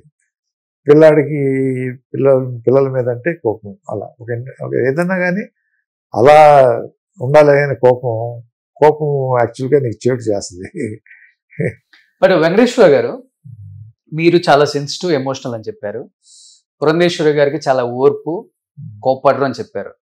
ఈ ఈ ఈ 3 క్వాలిటీస్ ఉన్న వాళ్ళకి ఏంటంటే ఏదన్నా వచ్చినా, కుటుంబంలో ఎవరైనా మనతో మాట్లాడకపోయినా, లేకపోతే కోప్పడ్డా, లేకపోతే దూరంగా ఉంచాలని ట్రై చేసినా కానీ తీసుకోలేము, తొందరగా డైజెస్ట్ అవ్వదు. అదే ఆలోచిస్తూ ఉంటాం, ఇద్దరు కూర్చున్నా కానీ మదన పడుతూ ఉంటాం లోపల తెలియకుండా. అలాంటిది కేవలం రాజకీయాలలో వచ్చిన చిన్న చిన్న పొరపత్యాల వల్ల మీరు ఒక ఇంటర్వ్యూలో చెప్పారు 30 సంవత్సరాలు బాబు గారితో మాట్లాడలేదని. ఆమె ఆర్కే గారి ఇంటర్వ్యూలో చెప్పారు భువనమ్మ గారితో ఆమె కూడా 30 సంవత్సరాలు మాట్లాడలేదు. ఇద్దరు తింటున్నప్పుడు, లేకపోతే ఇద్దరు కూర్చున్నప్పుడు, కుటుంబాల కలయిక కలిసినప్పుడు అందరం బాగుంటున్నాం, మేమిద్దరం బాగుంటలేదు, మా రెండు కుటుంబాలు బాగుంటలేదు అని బాధపడిన సందర్భాలు ఎన్నో ఉంటాయి. మేము ఇలా ఉన్నా కూడా మా పిల్లల్ని ఎప్పుడు కూడా మేము రిస్ట్రిక్ట్ చేయలే. మేము మాట్లాడుకున్నప్పుడు డే 1 నుంచి కూడా మా పిల్లలు పూనంతో మాట్లాడటానికి కానివ్వండి, లోకేష్ తోటి మాట్లాడటానికి కానివ్వండి, మేము ఎప్పుడు కూడా వద్దు అని కానీ ఇలా చెప్పలేదు. వాళ్ళు మాట్లాడుకోవటం అనేది మాకు తెలుసు. కానీ ఏం మాట్లాడుకున్నారు ఏమి అనేటటువంటి కూడా మాకు అవసరం లేదు. వాళ్ళని ఎప్పుడు రిస్ట్రిక్ట్ చేయలేదు. అంటే దీనిలో మెయిన్ ఏముంటుంది అంటే ఒక అనుభవం ఉంటుంది, జీవితం పాఠాలు నేర్పుతూ ఉంటుంది. ఆ పాఠాలు నేర్పినప్పుడు అవి నేర్చుకుని దాన్ని అమలు చేయడానికి ఒక ప్రయత్నం జరిగితే ఎవ్రీథింగ్ స్మూత్ అవుతూ ఉంటుంది. మీరు చెప్పినటువంటి ఎమోషన్స్ ఇవి మన సహజవాద నేచర్ తోటి జరుగుతూ ఉంటుంది. కానీ అట్ ద సేమ్ టైం జీవితం పాఠం నేర్పుతూ ఉంటుంది. ఆ పాఠాలు నేర్చుకున్నాం కాబట్టి ఇవన్నీ పెద్ద సమస్యలుగా మేము భావించడానికి అవకాశం లేదని నేను అనుకుంటాను. ఇవాళ ఉన్నటువంటి అట్మాస్ఫియరు రేపు ఉంటుంది అనేటటువంటిది పర్మనెంట్ కాదు అనేటటువంటిది ఒక జీవిత పాఠం. కాబట్టి అవకాశం వచ్చినప్పుడు అట్మాస్ఫియర్ బాగుండాలి అనుకునేటటువంటిది అండర్ కరెంట్ ఉందనుకోండి, అవకాశం వచ్చినప్పుడు అందిపుచ్చుకోవటం అంతే, సింపుల్ అయిపోయింది. సో రియలైజేషన్ అనేది ఇప్పుడు వచ్చింది. మీకు అండర్ కరెంట్ ఉంటుంది, సందర్భం రావాలి, ఆ సమయం రావాలి, అప్పుడు అందిపుచ్చుకునేటటువంటి మనస్తత్వం ఉండాలి. ఓకే. అది లేట్ అవ్వచ్చు, ఇంకా దూరం కావచ్చు, ఇంకా దగ్గర కావచ్చు. ఇంకా దగ్గర అయింది కదా. అంటే దగ్గర అంటే చేసుకున్నప్పుడు మీ కళ్ళల్లో కన్నీళ్లు కనిపిస్తున్నాయి అందరికి ఆ స్టేజ్ మీద. అంత కన్నీళ్ళ వ్యవహారం ఏమి నాకు అనిపించలేదు, కానీ ఆయనకు కనిపించే బాబు గారికి. అంటే సన్నివేశం నాకు చాలా మంది వెళ్తా ఉంటే నాకు నిన్న ఒంగోలు లేను, ఒంగోలులో మామూలుగా లేదు, పాత జనం మొత్తం వచ్చేసారు. సమావేశం వ్యాస పురస్కారాలు అని చెప్పి పెట్టి పిలిచారు. పిలిస్తే వచ్చినటువంటి జనం చూస్తే నాకు ఆశ్చర్యం. అందరూ అదే మాట, ఎక్కడికి వెళ్ళినా కూడా అదే చెప్తా ఉన్నారు. చూసినటువంటి సన్నివేశం అనేటటువంటి మాకు అందించింది. స్టేజ్ మీద మాకు ఏడుపు వచ్చింది సార్ అని కూడా చెప్పారు. చెప్తే నేను ఆ రోజు ఆ సందర్భంలో పరిస్థితిని బట్టి నేను చెప్పాలి, బాధ్యత ఉంది కాబట్టి చెప్పేశాను అంతే. అనుకున్నానే కానీ నేను ఇంత ఎఫెక్ట్ ఉంటుందని చెప్పి నేను అనుకోలేదు. కానీ ఎక్కడికి పోయినా కూడా ఆ సన్నివేశాన్ని చాలా టీవీలకి బాగా అతుక్కున్నట్టున్నారు ఆ రోజు. పెద్దవాళ్ళు చిన్నవాళ్ళు అందరూ కూడా చూశారు. వర్కర్స్ దగ్గర నుంచి లేకపోతే చిన్న రైతు దగ్గర కుటుంబాల దగ్గర నుంచి మొత్తం చూశారు. వాళ్ళకి ఏదో నచ్చింది దాంట్లో. అప్పుడు నేను అనలైజ్ చేయడం మొదలుపెట్టాను. ఏం నచ్చింది అంటే యాటిట్యూడ్ ఒకటి నచ్చింది అనేటటువంటిది అర్థమైంది. జీవితంలో వాళ్ళకి ఎన్నో సమస్యలు ఉంటాయి, ఏదో వ్యవహారాలు ఉంటాయి. దాన్ని సమస్యని సున్నితంగా దాన్ని మనం ఓవర్కమ్ అవటానికి ఇది కదా ఒక ప్రక్రియ అనేటటువంటి ఫీల్ అయ్యారు అని అనిపించింది. ఓహో, ఆ రకంగా ప్రతి వాళ్ళని కదిలించింది ఇది అని చాలా సంతోషం ఏర్పడి అప్పుడు నేను థింక్ చేయడం మొదలుపెట్టాను. ఒక రకంగా చెప్పాలంటే మీరు ఎక్కడో ఆలోచిస్తున్నారు కానీ బాబు గారు ఇమీడియట్ గా మిమ్మల్ని పట్టుకొని లాగి అలా హగ్ చేసుకున్నారు. ఆయన అంటే ఆయనకి ఎప్పుడెప్పుడా ఒక్కసారి నేను వెంకటేష్ నచ్చింది, ఆయనకి అద్దుకోవాలి, నచ్చింది. నేను అంతకుముందు నేను అదే చెప్తా ఉన్నా, 2-3 సార్లు అంతకుముందు కలిసాం మేము. ఆయన్ని కలిసినప్పుడు నేను మాట్లాడుతున్నట్టు ఉంటుంది. ఆ రోజు పుట్టింది కాదు ఆయనకి, అది ఇంపార్టెంట్. ఆయనకి ఏంటంటే అంతకుముందు నేను 2-3 సందర్భాల్లో ఆయనతో మాట్లాడాను. 2-3 సందర్భాలే. ఏది ఈ సంవత్సరంలో కలిసామన్న తర్వాత, ఇది మా తోడలుడి ఇంట్లో ఒక ఫంక్షన్లో కలిసాం మొదట. తర్వాత 2 సార్లు నా దగ్గరికి హాస్పిటల్లో ఉన్నప్పుడు ఒకసారి వచ్చాడు. నేను ఆయన జైల్లో వచ్చిన తర్వాత నేను ఒకసారి ఇంటికి వెళ్ళాను. 3వసారి మన పుస్తకం ఆహ్వానాన్ని ఈ 3 సార్లే నేను కూర్చొని మాట్లాడుకోకపోయినా రాకపోకలు ఉంటాయి. ఈ 3 సార్లే మాట్లాడింది నేను. అంటే రాకపోకలు అంటే పెద్దగా రాకపోకలు అవసరం లేదు. ఇక ఏదో అదేమో వాళ్ళ ఇంట్లో ఫంక్షను, మా తోడలి ఇంట్లో. తర్వాత వచ్చింది నేను హాస్పిటల్లో ఉంటే ఆయన రెసిప్రొకేట్ చేశాడు. ఆ తర్వాత నేను ఆయన జైల్లో నుంచి వచ్చిన తర్వాత నేను ఇంటికి వెళ్ళాను. ఈ 3 సందర్భాలను కూడా గంట కూర్చోవటం అనేటటువంటి జరిగింది. ఆ జరిగినప్పుడు బాడీ లాంగ్వేజ్ ఒకటి ఉంటుంది. మనసు మనం స్వచ్ఛతగా ఉన్నామా లేకపోతే మనం ఆర్టిఫిషియల్గా ఉన్నామా అనేటటువంటిది మనసు గ్రహిస్తూ ఉంటుంది. ఏదో కలిసాము, లేకపోతే టీవీకో లేకపోతే బయట ప్రపంచానికో చెప్పడానికో మాట్లాడుకున్నాము అనేటటువంటిది ఉంటుంది. ఇవన్నీ బేరీజ్ వేసుకుని ఫైనల్గా ఆ రోజు స్టేజ్ మీద నేను ఎక్స్ప్రెస్ చేసిన దానికి నేను మామూలుగా అనుకున్నానే కానీ ఆయనకి అవన్నీ ఉండి ఉంటాయి లోపల. రీకలెక్ట్ చేసుకుంటాడు. చేసుకుని దాన్ని హీ వాంటెడ్ టు ఎక్స్ప్రెస్ అనుకుంటాను. అది జనాలకి ఎంత చక్కగా మెసేజ్ వెళ్ళింది అనేది నాకు తర్వాత అర్థమైంది నాకు. సో తోడలుగా పక్కన పెడితే వ్యక్తిగతంగా ఎలాంటి స్వభావం అయింది? అంటే ఒక లీడర్ గా అవన్నీ నేను ఒక మాటలో ఇప్పుడు ఆయన్ని స్కాన్ చేయడానికో లేకపోతే నేను చెప్పాల్సినట్టు అవసరం. ఆయనకుండే మంచి క్వాలిటీస్ ఆయనకుంటవి, ఆయనకుండేటటువంటి వీక్నెస్లు ఆయనకుంటవి, మాకుండేటటువంటి వీక్నెస్లు మాకుండే స్వభావాలు ఉంటవి. అవి ఎవరి వాళ్ళకి బాగుండొచ్చు. ఎమోషనల్ ఆయన కూడా కొంచెం సెన్సిటివ్ టైప్. అది నేనంటే చెప్తాను, ఆయనకుండేటటువంటి స్వభావాలు ఆయనకుండొచ్చు, నాకుండే స్వభావాలు నాకు ఉండొచ్చు. వాటిని విశ్లేషించేటటువంటి ఇంటర్వ్యూ కాకూడదు అనేది నాకు కోరిక. ఓకే. సో బట్ అప్పుడు కూడా పార్టీలో ఉన్నప్పుడు ఎప్పుడు కూర్చొని ఇద్దరు మాట్లాడుకున్న సందర్భాలు లేవా సార్? ఆ రోజుల్లో ఇప్పుడు యంగ్ బ్లడ్, ఆ రోజున ఇద్దరికి ఆశ అంటామా యాంబిషన్స్ అంటామా ఉంటవి. అవి పాఠాలు నేర్చుకుని నేను చెప్పాను కదా, మనం పాఠాలు నేర్చుకున్న ఒక నేపథ్యంలో దాని నుంచి క్రమేణా పరివర్తన రూపం ఒక పరిణామమే ఆ స్టేజ్ అనుకోండి. ఓకే. సో 2 కళ్ళు సరిపోలేదు తెలుగు ప్రేక్షకులకి. నిజంగా ఆశ్చర్యపోతా ఉన్నా. అంత మూవ్ చేసిందా మీటింగ్ అయిన తర్వాత. అంటే మీటింగ్ అంటే ఆ కార్యక్రమం అయిన తర్వాత నేను ఎక్కడికి వెళ్ళినా కూడా అంత ఎమోషనల్గా పబ్లిక్ వచ్చి కలవటం చెప్పటము. నిన్న శ్రీనివాసరావు గారి అబ్బాయి ప్రభాకర్ కలిశాడు. ఆ రోజు చూశాను. శ్రీనివాసరావు గారికి ఈ కుటుంబానికి కానివ్వండి లేకపోతే పార్టీకి కానీ సంబంధం లేదు కదా. కమ్యూనిటీగా వేసుగా కానీ ఇంకో రకంగా కానీ చెప్పాల్సిన అవసరం లేదు. వచ్చి డాక్టర్ గారు చూశాను, నేను చాలా అంటే ఎక్స్ప్రెస్ చేశాడు తనే ఆయన. అలా ఎక్కడికి వెళ్ళినా ఆఫీసర్స్, ఐఏఎస్ ఆఫీసర్స్ పాపం వాళ్ళు. Okay, good. ఇప్పుడు ఇప్పుడు ఎలా సార్ కాలక్షేపం, పిల్లలతో బాగా టైం స్పెండ్ చేస్తున్నారా? నేను పిల్లలతోటి కాలక్షేపమే. పిల్లలతో అంటే ఫస్ట్ ప్రయారిటీ పిల్లలతో అంటే, ఎందుకంటే మళ్ళీ దొరకరు నాకు. ఈ పెద్దవాళ్ళు అయిన తర్వాత కష్టం. అవును. అందువల్ల వాళ్ళతోటి బాండింగ్ అనేటటువంటిది చాలా ఇంపార్టెంట్ అని నేను ఫీల్ అవుతాను. తాత అనేటటువంటి వాడు మాకున్నాడు అనేటటువంటిది ఎప్పుడు కూడా గుర్తుంచుకునేటట్లుగా నేను ఫీల్ అవ్వాలి. నేను కూడా ఎంజాయ్. సో మీ పిల్లలతో ఎలా స్పెండ్ చేయలేదు కాబట్టి అటు చేయలేదు. వాళ్ళ పిల్లలతో రాత్రి కూడా నన్ను పక్కన ఇద్దరు పక్కన కూర్చుని 2 స్టోరీలు చెప్పించుకుని పడుకున్నారు. ఓకే. ఉదయం వాళ్ళ పొద్దున్నే ఫామ్కి తీసుకెళ్ళి అక్కడ కోళ్ళు, మేకలు, పిల్లలు అన్నీ ఉన్నాయి. అక్కడే టిఫిన్ పెట్టించి తీసుకుని వచ్చాను. ఇప్పుడు ఇంత ముందే తీసుకుని వచ్చాను.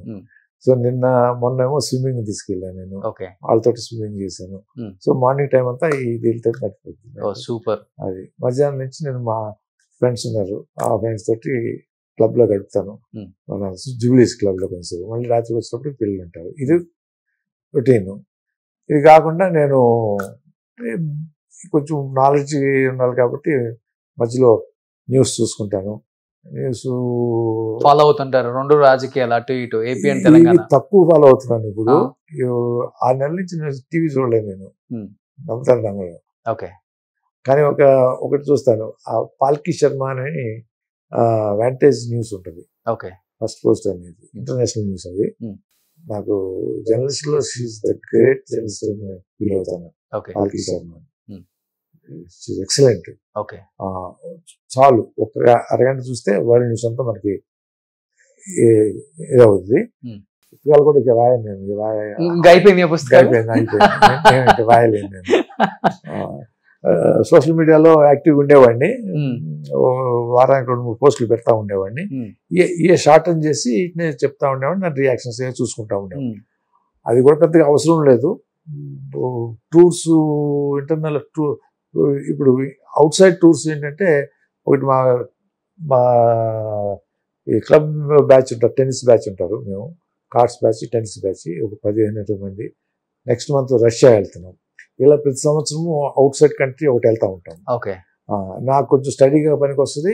వాళ్ళందరం కలిసి ఎంజాయ్ చేస్తాం. ఎంజాయ్ చేయటం అంటే ఏం లేదు, చక్కగా దిగుతాము. సాయంత్రం వచ్చినప్పుడు రూమ్లో కూర్చుంటాము. అందరం కలిసి పాట పాడటమో ఏదో చేస్తూ ఉంటారు.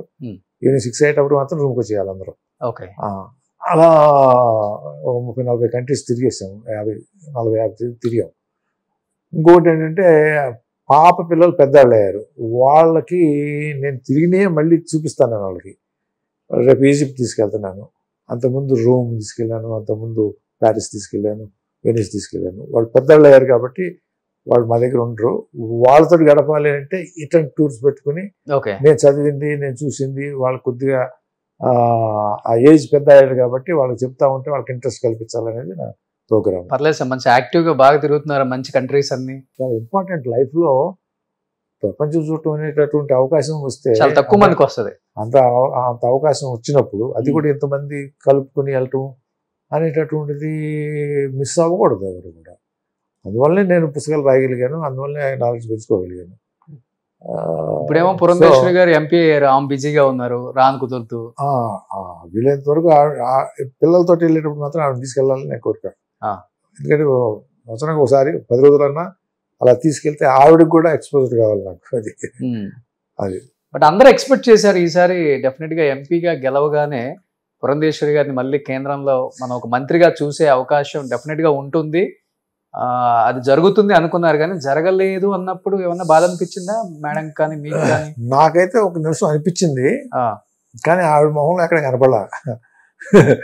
ఆవిడ మొహంలో ఎక్కడ ఎప్పుడు కూడా ఎక్స్ప్రెషన్ అట్లా లేదు. ఓకే. మామూలుగా ఎట్లుంటే అట్లనే ఉంది. మామూలుగా ఎంపీ లేనప్పుడు ఎట్లా ఉంది, మామూలుగా ఎట్లా ఉందో అలానే పార్టీలో నడిచిపోతా ఉంది. ఓకే. నాకు ఒక నిమిషం అనిపించి తర్వాత ఎందుకు మళ్ళీ అనిపించలేదనంటే ఆవిడ ప్రస్థానం మనం అనుకుంది కాదు కదా. ఆవిడ ఎంపీ అవ్వాలని అనుకోలేదు, ఆవిడ మంత్రి అవ్వాలని అనుకోలేదు. కానీ ఆవిడ అట్లా జర్నీ సరిపోతాం. నేషనల్ పార్టీలో జనరల్ సెక్రటరీ అయ్యి పార్టీ ఇక్కడ గెలిచేటటువంటి అప్పుడున్నటువంటి పార్టీ విధానానికి భిన్నంగా మనం ఆల్మోస్ట్ భిన్నం అంటానికి వీల్లేదు అనుకోండి. ఇక్కడ గేమ్ చేంజ్ చేయటానికి అవకాశం ఆవిడ వలన జరిగింది అనేటటువంటిది పర్స్పెక్టివ్ మార్చేసాం కదా. చంద్రబాబు గారు జైల్లోకి వెళ్ళిపోయిన తర్వాత పార్టీ ఇన్యాక్టివ్గా ఉన్న సందర్భంలో మొత్తం యాక్టివిటీ అంతా నేషనల్ పార్టీ చేసింది కదా. అవును. సో ఇవన్నీ మనం అనుకుంటే జరుగుతున్నాయి కావు. ఇది ఎందుకు జరగలేదు అనేటటువంటి దానికి కూడా పరమార్థం వేరే ఉంటుంది. ఓకే. మంత్రి అవ్వలేదు అనేటటువంటి దాంతో ఆగిపోదు ఆవిడ ప్రస్థానము. లేదు ఆగిపోయినా కూడా గౌరవంగా ఆగిపోతే సంతోషం. అది కూడా గౌరవం ఉందా లేదా ఇంపార్టెంట్. ఆ గౌరవం కాదు, ఆ గౌరవం పార్టీ దగ్గర ఉందనేది నేను ఫీల్ అయ్యాను. చాలా బ్యాలెన్స్డ్గా సెటిల్డ్గా మాట్లాడతారు సార్, ఎవరిని నొప్పించకుండా. రాజకీయ పార్టీలలో ఉన్నప్పుడు చాలా చాలా కష్టం అది. అదే కదా స్ట్రెంగ్త్. అది స్ట్రెంగ్త్. అది అవును, దట్ ఈస్ స్ట్రెంగ్త్. అదే స్ట్రెంగ్త్. ఆవిడ నిన్న 2-3 పార్లమెంట్లో చూశాను. ఒకటి కాన్స్టిట్యూషన్ మీద. కాన్స్టిట్యూషన్ మీద మాట్లాడటం అంటే మామూలు విషయం కాదు. 4-5 మాట్లాడారు అంతే కాన్స్టిట్యూషన్ మీద. నేను పిలిచి మాట్లాడమన్నారు. రేపు మార్నింగ్ మాట్లాడాల్సింది ఇవాళ సాయంత్రం చెప్పారు. ఆవిడ నాకు తెలియదు, మామూలుగా నన్ను అడిగా కూడా నాకు సాధ్యం కాదు. ఆవిడ ఎలా చేసుకుందో మరి చేసుకుంది. కాన్స్టిట్యూషన్ మీద 15 నిమిషాలు మాట్లాడింది. నేనే ఆశ్చర్యపోయాను. కాన్స్టిట్యూషన్ మీద మాట్లాడటం లాయరా లేకపోతే ఏమన్నా ఇదా? కాన్స్టిట్యూషన్ సెక్షన్స్ ఏమైనా తెలుసా మనకి? అదేం కాదు కదా. అది నేను అగ్రికల్చర్ మీద మాట్లాడింది. మళ్ళీ అగ్రికల్చర్ దాని మీద. అది కూడా నాకు నచ్చింది. సో మంత్రి అయితే ఈ మాట్లాడే అవకాశం ఉంది. అర్థం మీకు? మంత్రి అయితే ఇప్పుడు మంత్రి అయితే ఒక డిపార్ట్మెంటు వస్తారు, పని ఏదో చీటీ అంటారు, కోట అంటారు, కాసేపు పోతారు, ఆ పనులు చేయమంటారు, ఈ పనులు చేస్తారు. పార్లమెంట్లో ఆ రకమైనటువంటి ఎక్స్పోజర్ ఉందే, ఇది మాట్లాడటానికి అవకాశం ఉండదు. ఒక అగ్రికల్చర్ మీదో లేకపోతే కాన్స్టిట్యూషన్ మీదో మా మంత్రులు వచ్చి మాట్లాడటం అనేది సాధ్యం కాదు. వాళ్ళ డిపార్ట్మెంట్ వరకు పరిమితం. అవి రెండు చూసినప్పుడు వీడికి ఇంకా ఎక్స్పోజర్ ఇంకా పెరుగుతూ ఉంది. నేషనల్ పార్లమెంట్లో ఉన్నటువంటి ప్రముఖులు అందరూ చూస్తారు. వాళ్ళ రూమ్స్లో ఉన్నా కూడా ఎవరెవరు ఏం మాట్లాడుతూ ఉంది అనేది తెలిసిపోతూ ఉంటుంది. సో సబ్జెక్ట్ ఈజ్ మాట్లాడింది up to that level or above that level ఉందని నేను ఫీల్ అయ్యాను నేను. సో అందుకని ఇవ్వలేదేమో అనుకున్నాను. మేడం గారు ఏమని పిలుస్తారు మిమ్మల్ని? మేడం గారు బయట ఎక్కువ డాక్టర్ గారు అనేది సంబోధిస్తుంటారు ఎక్కువ. డాక్టర్ గారు, చెన్నారెడ్డి గారిని ఒకరిని డాక్టర్ గారు అంటారు రాజకీయాల్లో, తర్వాత నన్ను డాక్టర్ గారు అంటారు. నన్ను డాక్టర్ గారే అంటారు ఇప్పుడు కూడా. ఓకే. పురంధేశ్వరి గారు. పురంధేశ్వరి గారు నేనేమవుతాను? మీరు హస్బెండ్. నేనేమవుతాను? హస్బెండ్ తర్వాత హస్బెండ్ కంటే ముందు ఏమవుతాను? బావా. మరి ఓకే, అదే పిలుస్తారు. ఓకే. మీరేమని పిలుస్తారు మేడంని? నేను మామూలుగా నేనేమనిపిస్తాను, నేను రకరకాలుగా పిలుస్తుంటాను ఆ పరిస్థితిని బట్టి. ఎక్కువ ప్రేమతోనే పిలుస్తాం కదా. అంటే అక్కడున్న పరిస్థితిని బట్టి ఏదో రకంగా పిలుస్తాం. పలానా అని నేను కొంచెం ఏంటంటే రొటీన్గా ఉండదు అది. ఏమండి అంటాము, లేకపోతే ఏమండి పురంధేశ్వరి గారు అంటాము, లేకపోతే ఏమండి మేడం అంటాము. అట్లా ఓకే, అట్లా సరదాగా ఉంటుంది. సో మావయ్య దగ్గర ఎక్కువ మార్కులు కొట్టేసిన అల్లుడు ఎవరు సార్? అందరూ సమానంగా అవుతారు నాకు తెలీదు. సార్ నలుగురు అల్లుళ్ళు బాగుంటారు. నేను యాక్చువల్గా మిగతా వాళ్ళకి యాక్సెస్ లేదు. నేను చెప్పాను కదా 8 సంవత్సరాల ఇంట్లో తిరిగాను కదా. నేను ఒక రకంగా పిల్లాడి కింద లెక్క ఆయనకి. స్వతంత్రం ఎక్కువ ఉంటుంది. స్వతంత్రం కన్నా కూడా వెంకటేశ్వరరావు అని పిలవగలడు, బాబు అని పిలవగలడు అనేటటువంటి కొద్ది వరకే, అంతవరకే. అంతకు పంపితే ఆయన పిల్లలను కూడా ఏమండి అంటాడు ఆయన ఒకసారి. అలా ఆయన టైం ఉండదు. బేసిక్గా టైం ఉండదు. మీరు మామయ్య అని పిలుస్తారు? మామయ్య అంటారు, మామయ్య ఏమంటారు నాకు తెలియదు. ఏమంటారు ఆయన చేసిన సినిమాల్లో మీకు బాగా నచ్చిన సినిమా సార్? నాన్నగారి కన్నా మామూలు విషయం కాదు, ఆల్ టైమ్. ఎందుకంటే నేను దానిలో ఇంకోటి చూసింది ఏంటంటే ఆ టైం అప్పుడు నేను ఉన్నాను ఆయన దగ్గర. 3 పాత్రలు, డైరెక్షను. ఆయన డైరెక్షన్ అంటే ఎట్లా ఉంటుందంటే స్క్రిప్ట్ కూడా ఆయన రాసుకుంటాడు. ఓకే. ఆయన రాసుకున్నప్పుడు కెమెరా ఇంత దూరంలో ఉండాలని కూడా రాస్తాడు స్క్రిప్ట్లో. ఆ క్యారెక్టరు ముగ్ధ మనోహరంగా ఇలా కూర్చుంటుంది అని కూడా రాస్తాడు. ఆయన దాని బొమ్మ కూడా వేయగలడు. ఓకే. డ్రా కూడా చేయగలడు, ఇట్లా ఉండాలి సీన్ అని. బాపు గారు చేస్తారు ఇది. సో దాంతో ఆయన ఆ షూటింగ్ అప్పుడు 18 రోజులు డే అండ్ నైట్ కిరీటము అవి పెట్టుకుని కూర్చోటము సాధ్యం కాదు, నిలబడే ఉండాలి కంటిన్యూస్గా. తర్వాత డైరెక్టరు కంటిన్యూటీ, ఇవాళ ఒక సీన్ తీస్తున్నామంటే దీని కంటిన్యూటీ మళ్ళీ ఎప్పుడో తీస్తారు. సో ఆ సీన్లో ఆ క్యారెక్టర్కి ఏమి ముక్కు పెట్టారు, ఏ చీర కట్టుకున్నది, ఏ ఆభరణం పెట్టింది కూడా హీ విల్ టెల్. తర్వాత ఆ క్యారెక్టర్స్, ఆ 3-4 క్యారెక్టర్స్ ఉంటాయి ఒకే ఫ్రేమ్లో. ఓకే. వాళ్ళకి డైలాగ్ ఉంటుంది, ఆ డైలాగ్ ప్రాంప్టింగ్ కూడా ఈయన చేస్తాడు. ఓకే. ఈయన చేయగలడు. తన డైలాగ్ చెప్పుకోవాలి, మళ్ళీ వాళ్ళ ప్రాంప్టింగ్ చేస్తాడు, కెమెరా ఎంత దూరంలో ఉండాలని చెప్తాడు. ఓకే. ఇది ఎట్లా సాధ్యం అండి? తర్వాత 3 క్యారెక్టర్స్ ఒక్కొక్కసారి కృష్ణుడును దుర్యోధనుడు ముగ్గురు ఉండాలని అంటే ఆ ఫ్రేమ్లో గంటలు పట్టుద్ది. అవును. అది ఇప్పుడులాగా టెక్నిక్ లేదు. ఈ కెమెరాకి లెన్స్ మీద 3 అతికిచ్చేసేసి వెనక్కి తిప్పి కెమెరాని మళ్ళీ ఆ క్యారెక్టర్ యొక్క దానికి సమాంతరంగా రియాక్షన్ ఇచ్చుకుంటా ఇతర క్యారెక్టర్స్ మళ్ళీ తీయాల్సి వస్తుంది. వాడు మాట్లాడిన దానికి రియాక్షన్ చూపించాలి. ఓకే. ఈ 3 ఈ ఫ్రేమ్ మీద మళ్ళీ వెనక్కి తిప్పి మళ్ళీ ముందుకు తిప్పుతూ ఉంటారు. ఎట్లా సాధ్యం అండి ఇది? అది మళ్ళీ డైరెక్టరు, మళ్ళీ క్యారెక్టరు. ఓకే. ఇవన్నీ ఒక మనిషికి సాధ్యమా అంటే అది ఆయనకు మాత్రమే సాధ్యమైంది. సో అందుకని మీరు ఆ షూటింగ్ చూశారు కాబట్టి. షూటింగ్ చూసే కాదు, నాకు కొద్దిగా ప్రమేయం ఉంది దీంట్లో. అంటే నేను చెప్పిన తర్వాత నేను కూడా ఒక సినిమా తీశాను. సో దీనిలో కొంత ప్రమేయం ఉంది. ఇవి ఎవరికి సాధ్యం కావు. ఇవి ఇవాళ డైరెక్టర్లు కానీ ఇంతకుముందు చేసిన డైరెక్టర్స్ కానీ ఇలా యాక్ట్ చేస్తూ డైరెక్ట్ చేస్తూ ఆ అసిస్టెంట్ డైరెక్టర్ చెప్పేటటువంటి క్యారెక్టర్, అవతల క్యారెక్టర్ యొక్క ప్రాంప్టింగు, లేకపోతే అవతల క్యారెక్టర్ యొక్క డ్రెస్, ఆహారము. బాలయ్య గారి సినిమాల్లో బాగా నచ్చిన సినిమా నాకు బాలయ్య దాంట్లో ఈ మధ్య అఖండ వచ్చింది అనుకోండి, దానికంటే గౌతమిపుత్ర శాతకర్ణి అనేటటువంటి పిక్చరు నిజంగా దాంట్లో బాలయ్య ఆ క్యారెక్టర్ కోసమే ఉన్నాడా, ఆ మనిషి ఈ మనిషి అనే డౌట్ వచ్చింది నాకు. గౌతమిపుత్ర శాతకర్ణి అనేటటువంటి మనిషిలోకి ఈయన పరకాయ ప్రవేశం చేశాడు ఆ సినిమాలో. నేనే అనుకున్నాడు ఆయన, అంతే అనుకుని ఇక మొదలు పెట్టాడు అనిపించింది నాకు. మిగతా అఖండ ఇవన్నీ బాగానే చేశాడు, కానీ ఏదో డైరెక్టర్ చెప్తాడు, డైరెక్టర్ రాస్తాడు, దీంట్లో విజువల్స్ టెక్నిక్స్ అని. ఆ ఒక పిక్చర్ మాత్రం నాకు అట్లా అనిపిస్తుంటుందా? ఇప్పుడున్న యంగ్ జనరేషన్ కూడా బాలకృష్ణ గారు ఫ్యాన్స్ అంతలా ఆయన అదృష్టం అది. ఆయనలో ఇప్పుడు ఒక మనిషి 50 సంవత్సరాలు ఒక ఫీల్డ్లో ఉండాలంటే ఏదో ఒక గ్రేట్నెస్ ఉంటుంది, దానికి కృషి అనేది ఉంటుంది.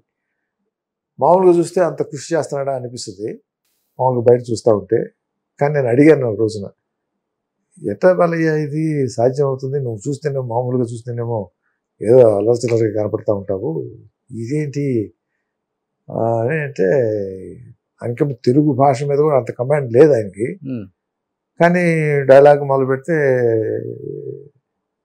బయట వేరుగా ఉంటుంది, కెమెరా ముందు వేరుగా ఉంటుంది. మరి ఇంత దాన్ని నువ్వు ఎప్పుడు చెప్తా ఉంటావు కదా అంటే వల్లి వేస్తాడు. ఎప్పుడు వేస్తాడు? పొద్దున్న తెల్లారి 3 గంటలకు 4 గంటలకు వేసి వల్లి వేసుకుంటూ ఉంటాడు. వల్లి వేసుకుంటాడు. లేకపోతే సాధ్యం కాదు. మనిషికి ఆ స్థాయికి ఇన్ని సంవత్సరాలు సస్టైన్ చేయటం అనేటటువంటి, అందులో యాక్టింగ్ అంత ఈజీ కాదు. అది యాక్టింగ్లో సస్టైన్ చేయటం అనేది 4 పిక్చర్లు అయిపోగానే అడ్జస్ట్ అయిపోతుంది. అవును, మనిషి యొక్క కెపాసిటీస్ అన్నీ అయిపోతాయి. అవును. కానీ సస్టైన్ అవుతుంది అని అంటే దానికి ఒక దైవ అనుగ్రహం ఉంటుంది. దానికి అన్నా కూడా ముఖ్యం కృషి అనేటటువంటిది, పట్టుదల అనేటువంటిది చాలా ఇంపార్టెంట్. దేవుడిని బాగా నమ్ముతారు కదా ఆయన. దేవుడు మామూలు కదా అది. అది ఎక్స్ట్రీమ్. కాలు ఇంట్లో నుంచి బయటికి పెట్టాలన్నా కూడా పూజా పునస్కారం ఏదో చేసి చేసుకుని బయలుదేరతాడు. నిజంగా ఆయనకి ఆ దైవ అనుగ్రహం ఉంది కాబట్టి లక్ష్మీనరసింహ స్వామి నడిపిస్తున్నారు. నడిపిస్తుంది. చూడండి ఆయన చేతికి కూడా ఎప్పుడు దేవుడివి రకరకాలుగా ఉంటాయి ఉంగరాలు. ఒక స్టార్ హీరో అయినా కానీ ఆయన చూడండి ఆయన పద్ధతులు అలానే ఉన్నాయి. అదే ఆయన ఉన్న గ్రేట్నెస్. సో జూనియర్ ఎన్టీఆర్ గారు, ఆయన సినిమాల్లో మీకు నచ్చిన సినిమా? నాకు జూనియర్ ఎన్టీఆర్, జూనియర్ అంటే ఒక మాటలో చెప్పాలంటే అతను ఇండియన్ ఇండస్ట్రీకి అతను ఒక అసెట్. ఇండియన్ ఇండస్ట్రీకి అంటారు ఆయన, ఎందుకంటే ఇప్పుడు ప్యాన్ అయిపోయింది కదా. అసెట్. అతనిలో ఉన్న టాలెంట్ మామూలు టాలెంట్ కాదు. నటుడుగా అతను ఇంకా చాలా ఎత్తుకు ఎదుగుతాడని నేను అనుకుంటాను. అతనిలో ఆ లక్షణాలు ఉన్నాయి. అతనికి కూడా ఏదో అనుగ్రహం ఉంది అతనికి. ఓకే. కుటుంబాల కలయికన్నా మనుషుల మధ్య మనుషుల దగ్గర ఉన్న ప్రేమన్నా చాలా ఇష్టం జూనియర్ ఎన్టీఆర్ కి. ఎస్పెషల్లీ నందమూరి కుటుంబంలో కావచ్చు, లేకపోతే అత్తలు, మామలు, బాబాయిలు, వీళ్ళ అంటే ప్రేమ ఎక్కువ అని అంటుంటారు. కాబట్టి ఎప్పుడన్నా మీకు కాల్ చేయటం, కలవటం జరుగుతుందా? ప్రేమ ఎక్కువ అనేటటువంటిది ప్రేమ అందరికీ ఉంటుంది. అది ఆయనకి ఎక్కువ ఉంది, ఈయనకి ఎక్కువ ఉంది అనేటటువంటి ఇది అనవసరం ఇక్కడ. సంబంధ బాంధవ్యాలు మాతోటైతే బాగానే ఉంటుంది. మిగతా ఎట్లా ఉన్నా కూడా హితేష్, ఈ కుటుంబాలు, పిల్లలు వాళ్ళిద్దరూ బాగానే టచ్లో ఉంటారు. మీతో ఎప్పుడన్నా ఫోన్లో మాట్లాడటం? నేను తక్కువ, నేను మాట్లాడాను. నేను ఎక్కువ మాట్లాడాను. ఎప్పుడో కనపడితే మామయ్య అనిపిస్తాడు, అంటే వచ్చి కూర్చుంటాడు, అంతవరకే. నేను ఎక్కువ అంటే జనరేషన్ గ్యాప్ ఉంది కదా మాకు. ఓకే. కానీ ఆ ప్రేమతో ఆ మామయ్య అన్న పిలుపు అయితే ఇబ్బంది ఏం లేదు. వేరే వాళ్ళతో ఇబ్బందులు ఉంటే ఉండొచ్చు, ఇక్కడ ఈ కుటుంబంతో మాత్రం ఏం లేదు. సో ఈ ఇంటికి ఎప్పుడు డోర్లు తెరిచే ఉంటాయి. చెప్పే కదా వాళ్ళు బాగుంటారు. మొన్న ఈ మధ్య ఎప్పుడు చికెన్ కూర తనే వండాడంట. వండింది హితేష్ పిల్లలు తింటారు అని పంపించాడు. తనే వండి పంపించాడు. Okay, super. ఎక్కువ ఇష్టంగా పురంధేశ్వరి అత్తన్న, వెంకటేశ్వర గారు మామయ్య అన్న బాగా ప్రేమ అంట. బయట ఎక్కువ మీ గురించి ఎక్కువ చెప్తారని విన్నా నేను. మొదట యాక్చువల్గా వీళ్ళు షటిల్ ఆడుతూ ఉండేవారు. నివేదిత ఒకే గురువు దగ్గర షటిల్కి ప్రాక్టీస్ చేసేవాళ్ళు. నేషనల్ లెవెల్లో ఆడింది మా అమ్మాయి. అతను షటిల్ ప్లేయర్ ఫస్ట్లో.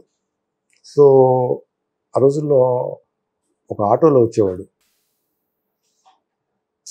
ఇప్పుడున్న లేకపోతే పురంధరేశ్వరి దించేది. ఆ రోజులు ఇంకా సంబంధాలు ఏర్పడలా. ఓకే. నివేదిత అంటే మా అమ్మాయి కూడా షటిల్ అక్కడే ఆడుతూ ఉండేది. ఈవిడ వెళ్ళి అక్కడ కూర్చునేది. బేబీని తీసుకెళ్ళి, వాళ్ళంతా 10 ఏళ్ళు 11 ఏళ్ళప్పుడు. సో అందువల్ల అక్కడ ఎప్పుడైనా లేకపోతే తనే ఎక్కించుకుని వెళ్ళి దించడం 2 సార్లు చేసేది అనమాట. అప్పటికి ఇంకా అతని ఎంట్రీ లేదు ఇంకా ఫ్యామిలీలోకి. ఇంకా ఆర్టిస్ట్ కాలేదు. ఓకే. ఆర్టిస్ట్ అయిన తర్వాతనే కదా అవును అంత మార్పు చెందింది. కానీ గొప్ప విషయం ఏంటంటే అతనికి ఎన్టీ రామారావు గారు గుర్తించడం. అది కనుక లేకపోతే ఆయనకు చాలా లోపం ఉండేది. ఆయన బతికున్నప్పుడే అతన్ని గుర్తించి అతను తీసుకొచ్చి వేషం వేయించి, తన మేకప్ మెన్ చేత వేషం వేయించి గొప్ప నటుడవుతాడు అని ఆశీర్వదించి పంపించడం. ఈ మధ్య వాళ్ళ అమ్మ చెప్పింది నాకు, చేతిలో చేయించుకుని చెప్పి అబ్బాయిని జాగ్రత్త చూడమని చెప్పాడు. ఆయన అంతకంటే ఏం కావాలి, గొప్ప వాడవుతాడని చెప్పాడు అని వాళ్ళ అమ్మ చెప్పింది నాకు 4 రోజుల క్రితం. అది ఆ సంతోషం మిగిలింది మాకు బాగా. ఆవిడకి అంతకంటే కావాల్సింది ఏం లేదు, అదే చాలు. గొప్ప నటుడే. ప్రపంచం అంతా జేజేలు కొట్టే అంత నటుడే అయిపోయారు. ప్రపంచం అనేటటువంటిది అది ఇవాళ ఉండొచ్చు, రేపు ఉండొచ్చు, ఏమో తెలియదు. కానీ నాకు ఇక్కడ మాత్రం తెలుగు ఇండస్ట్రీకి కానివ్వండి, ఇప్పుడు ప్యాన్ ఇండస్ట్రీ అయింది కాబట్టి ఇక్కడ మాత్రం గొప్ప నటుడే అతను. అంటే అతనికి అంత వాక్శుద్ధి ఉంది కాబట్టి, వాక్శుద్ధి అంటే ఆయన వాక్కు కూడా అంత, పురంధేశ్వరి గారు ఎంత గట్టిగా మాట్లాడగలరో అంత బాగా మాట్లాడగలరు ఆయన కూడా. In case in future politics లోకి వచ్చే అవకాశం ఉందని మీరు అనుకుంటున్నారా, లేకపోతే వస్తే బాగుంటుంది అనుకుంటున్నారా? అవన్నీ వాళ్ళ రాతను బట్టి ఉంటుంది. పాలిటిక్స్ అనేటటువంటిది కానివ్వండి, లేకపోతే ఇంకోటి కానివ్వండి, రాత రాసి ఉంటుంది, దాని ప్రకారం వెళ్ళాల్సిందే. నటుడిగా మాత్రం అతనికి నెంబర్ 1 ప్లేస్, అంతే, దాంట్లో డౌటే లేదు అక్కడ. ఓకే. ఎందుకంటే ఏ భాష, కన్నడ భాష, తమిళ భాష, తెలుగు భాష, హిందీ భాష, ఇంగ్లీష్, ఇప్పుడు జపాన్ పోతే జపాన్ భాష మాట్లాడుతున్నాడంట. ఏంటిది మామూలు విషయమా? ఓకే. ఆయన ఒక పేజీ డైలాగు, 2 పేజీలు డైలాగు, 4 డైలాగులు పైలాగిస్తే చూసేసి ఇట్లా పడేసి పోయి చెప్తారు వీళ్ళు. అది ఎవరండి? ఏ నటుడు చెప్పండి. అవును, సహజం కాదు అది. అది గ్రేట్. అది సో ఫాలో అవుతున్నారు బాగానే అయితే అన్ని. పదమూడు కనపడుతుంది అది. మీ ఫ్యామిలీలో ఉన్న యాక్టర్స్ కాకుండా బయట ఉన్న హీరోస్ మీకు బాగా నచ్చిన వాళ్ళండి? ఈ సినిమా చూసాను, చాలా బాగా యాక్ట్ చేస్తున్నారు ఇప్పుడున్న యంగ్ జనరేషన్. ఈ మధ్య అల్లు అర్జున్ది ఆ సినిమా చూశాను, పుష్ప 2. అంటే సబ్జెక్ట్ వైజ్ అదేదో సబ్జెక్ట్ అంటారేమో కానీ, బట్ దాంట్లో ఒక విశ్వరూపం చూపించాడు అతను.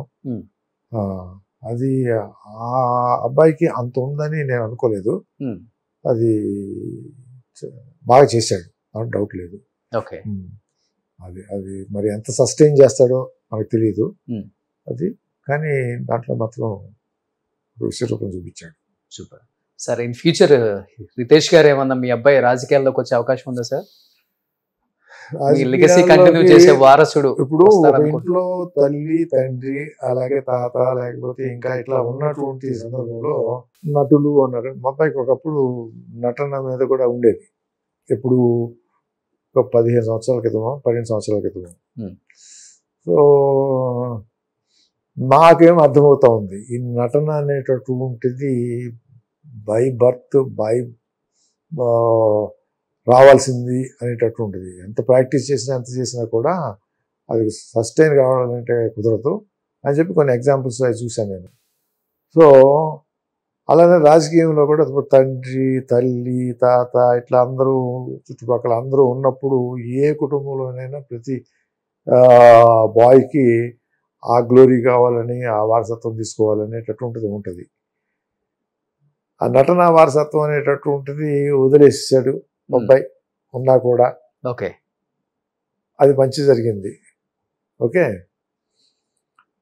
అలానే ఈ వారసత్వం అనేటటువంటిదో లేకపోతే ఈ గ్లోరీ అనేటటువంటిదో అందిపుచ్చుకోవాల్సినటువంటి అవసరమో లేకపోతే ఇది ఇవాళ ఉన్నటువంటి రాజకీయాల్లో నాకు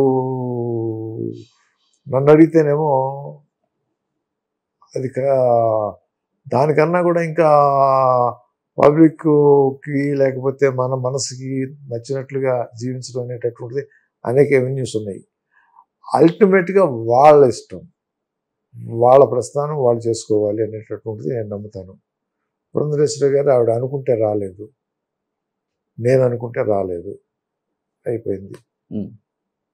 అలానే ఎవరికైనా కూడా ఆ తర్వాత ఆవిడ ప్రస్థానంలో ఉండటానికి ఆవిడ ప్రయత్నము, అంటే సబ్జెక్ట్ కానివ్వండి, లేకపోతే బిహేవియర్ కానివ్వండి, లేకపోతే అవకాశం ఉన్నప్పుడు మాట్లాడటం కానివ్వండి, ఇవన్నీ దాంట్లో ఉండటానికి ప్రయత్నం చేస్తే జరిగిపోయినటువంటివి. అలా ఇక్కడ కూడా మన పిల్లలు అనేటటువంటి వాళ్ళకి కలగాలి, వాళ్ళు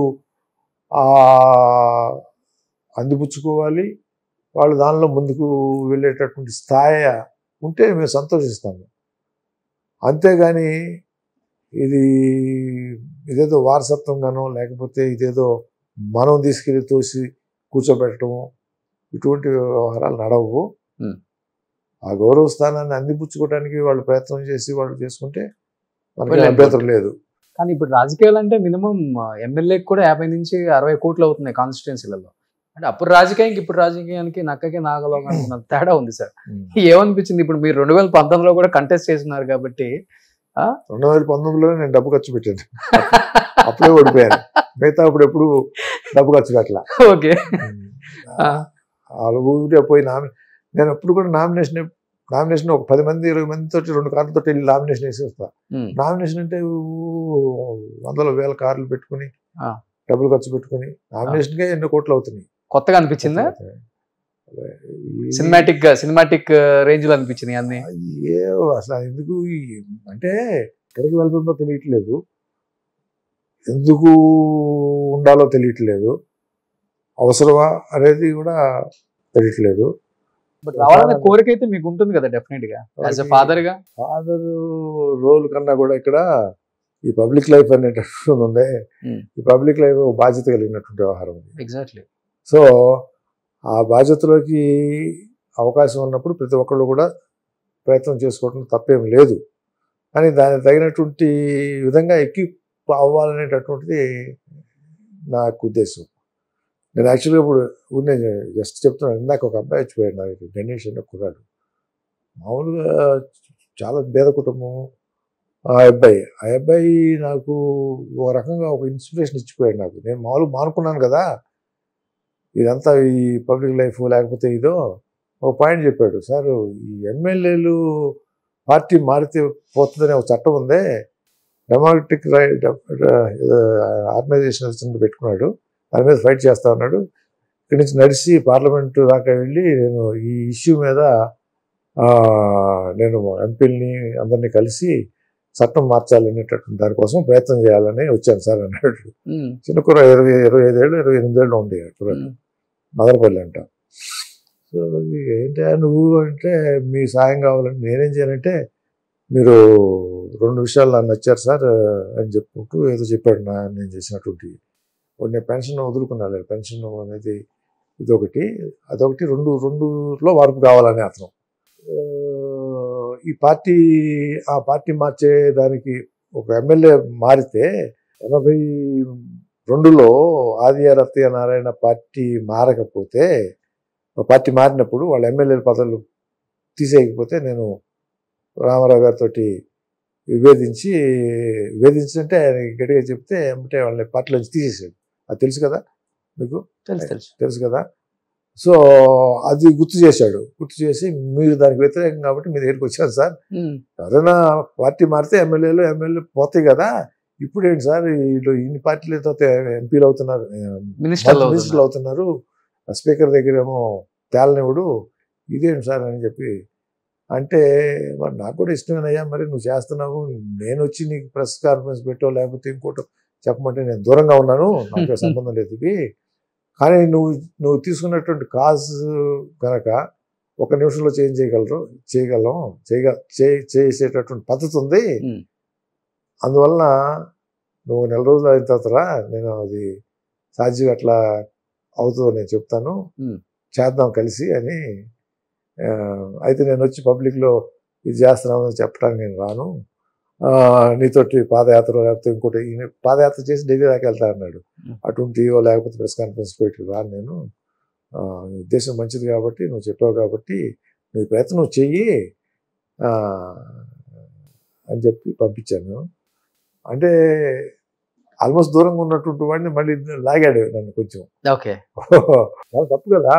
పార్టీలు చట్టం తెచ్చి 1/3 అన్నాము, 2/3 అన్నాము, పార్టీ మారితే పోతాయి అన్నాము, ఏం కాల. పార్టీ మారితే పార్టీ మంత్రి అంతే. సార్ ఇంతమంది నాయకులను చూశాను కాబట్టి మన తెలుగు రాష్ట్రాల్లో ముఖ్యంగా రాజశేఖర రెడ్డి గారిని ఒకవైపు, పురంధేశ్వరి గారు అదే పార్టీలో ఉండి ఎంపీగా వచ్చి సెంట్రల్ మినిస్టర్ అయ్యి ఆయనకు దగ్గరగా ఒక అన్నా చెల్లెల అనుబంధం అని చెప్పుకోవచ్చు వాళ్ళిద్దరిది. అంత వాల్యూ ఇచ్చేవాళ్ళు ఆమెకు కూడా. ఆయన ఏం చెప్తారు మీరు రాజశేఖర రెడ్డి గారు అంటే? రాజశేఖర రెడ్డి గారు మా ఎంట్రీకి ఎలా రాజశేఖర రెడ్డి గారు ఆ రోజు ఉన్నటువంటి అపోజిషన్లో ఉన్న పార్టీ కాంగ్రెస్, మేము వచ్చినప్పుడు బాగుంటుంది పార్టీకి అని రాజశేఖర రెడ్డి గారు అప్రోచ్ అవ్వటము, మేము పార్టీలో చేరటము, పురంధేశ్వరి గారి ఎంట్రీ అనుకోకుండా అవటము, అదంతా జరిగిపోయింది. మేము 4 రోజులు కూడా కాలేదు, అంటే గెలిచినామంటే రాజశేఖర రెడ్డి గారి దగ్గరికి వెళ్ళి మేము ఆవిడ ఎంపీ అయింది, నేను ఎమ్మెల్యే అయ్యాను, మళ్ళీ మాకేమైనా మంత్రి పదవులు అడుగుతాను అని మీరు మాత్రం పెట్టుకోవద్దండి, ఎందుకంటే మేము వచ్చిందే గొప్ప అయిపోయాము,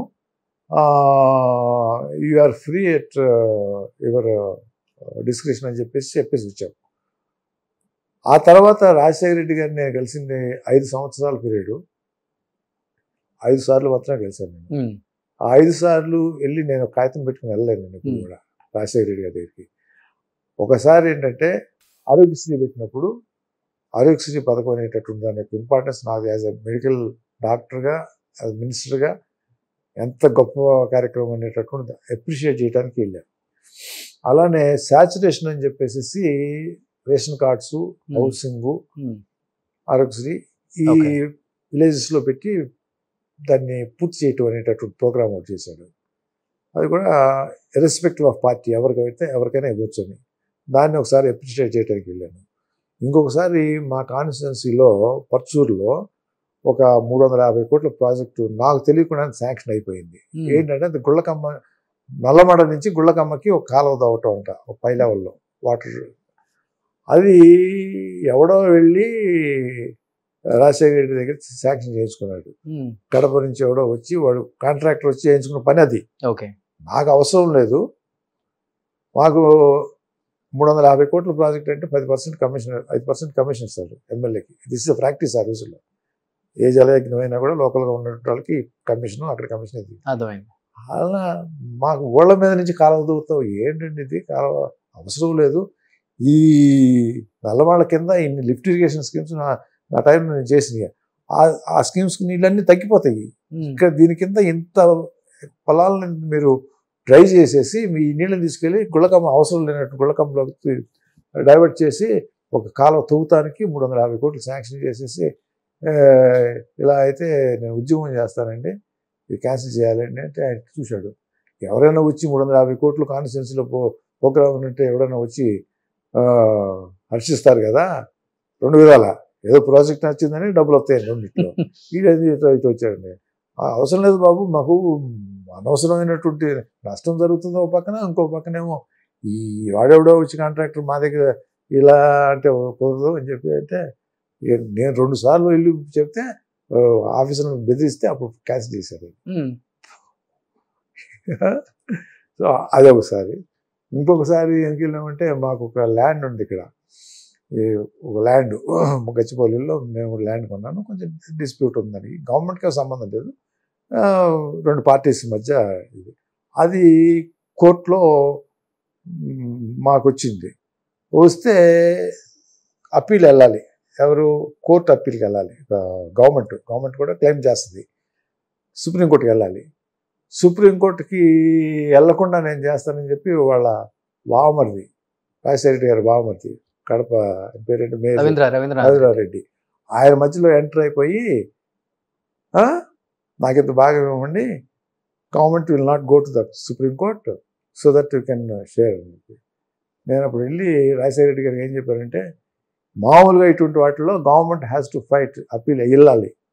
వెళ్ళకుండా చేస్తే ఇది మళ్ళీ లాలుచి. నేను కూడా అధికారంలో ఉన్నాను కాబట్టి, మీతో ఉన్నాను కాబట్టి నేను కూడా లాలుచి పడ్డాను.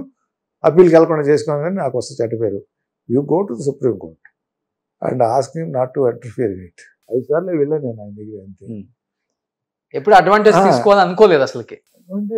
చెప్పాను కదా, ఉన్నదాన్ని నువ్వు అప్పీల్ చేయమని చెప్పడానికి వెళ్ళాను. నువ్వు అప్పీల్ చేయవేమో, అప్పీల్ చేయమని చెప్పడానికి వెళ్ళాను నేను. నేను ఆలోచన అయిపోయాను, నేనేదో గవర్నమెంట్లో బెనిఫిట్ పొందానని చెప్పి నాకు చెడిపోయారు, నీకు చెడిపోయారు ఎందుకు అని చెప్పడానికి వెళ్ళాను. సో అలా ఉండేది. పురంధేశ్వరి గారితో అసలు పెద్దగా డిస్కషన్ ఏమి ఉండేది కాదు. ఆయనే ఒకసారి ఏం చెప్పాడమ్మా, నేను ఎంపీ వరకు నేను మీ పేరు పంపించాను, అంతవరకే. మంత్రి మీరు అయిన దాంట్లో నా ప్రమేయం ఏమీ లేదు, నా ప్రమేయం ఏమీ లేదు, మీ స్వశక్తితో మీరు అయిపోయారు ఎంపీ అని ఆయన ఒకసారి చెప్పాడు. వ్యక్తిగతంగా మీకు బాగా నచ్చే అంశం ఏంటి ఆయనలో?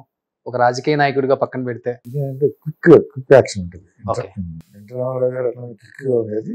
ఒక ఇష్యూని ఇమీడియట్గా అర్థం చేసుకోవటము, దాని మీద యాక్షన్ చేసుకోవడం అనేటట్టు ఉంటుంది. అది సెక్రటరీ. పోలవరం యాక్చువల్గా నీకు అంతకుముందు నుంచి ఉన్న పోలవరాన్ని స్టార్ట్ చేశాడంటే రాజశేఖర రెడ్డి గారి. ఆ 5 సంవత్సరాల్లో ఆ ఫారెస్ట్ పర్మిషన్స్, ఎన్విరాన్మెంటల్ పర్మిషన్స్, తర్వాత వైల్డ్ లైఫ్ పర్మిషన్స్, తర్వాత అవి రాకముందే కాలువలు తవ్వటం మొదలుపెట్టడము, అది ధైర్యంగా చేసిన పని. దానివల్ల పోలవరం స్టార్ట్ అయింది. ఓకే. లేకపోతే పోలవరము ఏ ముఖ్యమంత్రి కూడా ముంపు ప్రాంతం ఉంటుంది, తెలంగాణలో ఓట్లు కంబైన్డ్ స్టేట్ కదా, తెలంగాణ ప్రజలకి ఇష్టం లేదు పోలవరం అనేది, భయపడతారు తెలంగాణలో ఓట్లు పోతాయి అనేటటువంటి భావంతో. కానీ ఆయన ధైర్యం చేసి ఆ పర్మిషన్స్కి ఒక టీంని పెట్టి ఆ టీంని కంటిన్యూస్ పర్సువేషన్ చేస్తూ పట్టి అవన్నీ కూడా పర్మిషన్స్ రావడం జరిగింది. Because of him. దాంట్లో డౌట్ లేదు. సో ఆయన దగ్గర నుంచి చూశారు, ఈయన దగ్గర నుంచి చూద్దాం అనుకుని వెళ్ళి వెనక్కి రావాల్సి వచ్చింది కాబట్టి జగన్మోహన్ రెడ్డి గారిని, ఈయన గురించి ఏం చెప్తారు? జగన్మోహన్ రెడ్డి గారి గురించి ఇప్పుడు నాకేమీ అగౌరవంగా కానీ ఏమి మాట్లాడటం కానీ చేయటం కానీ నేను చేశాడని చెప్పి నేను అనను. కాకపోతే అతనికి వచ్చినటువంటి అవకాశాన్ని అతను ఏం చేశాడంటే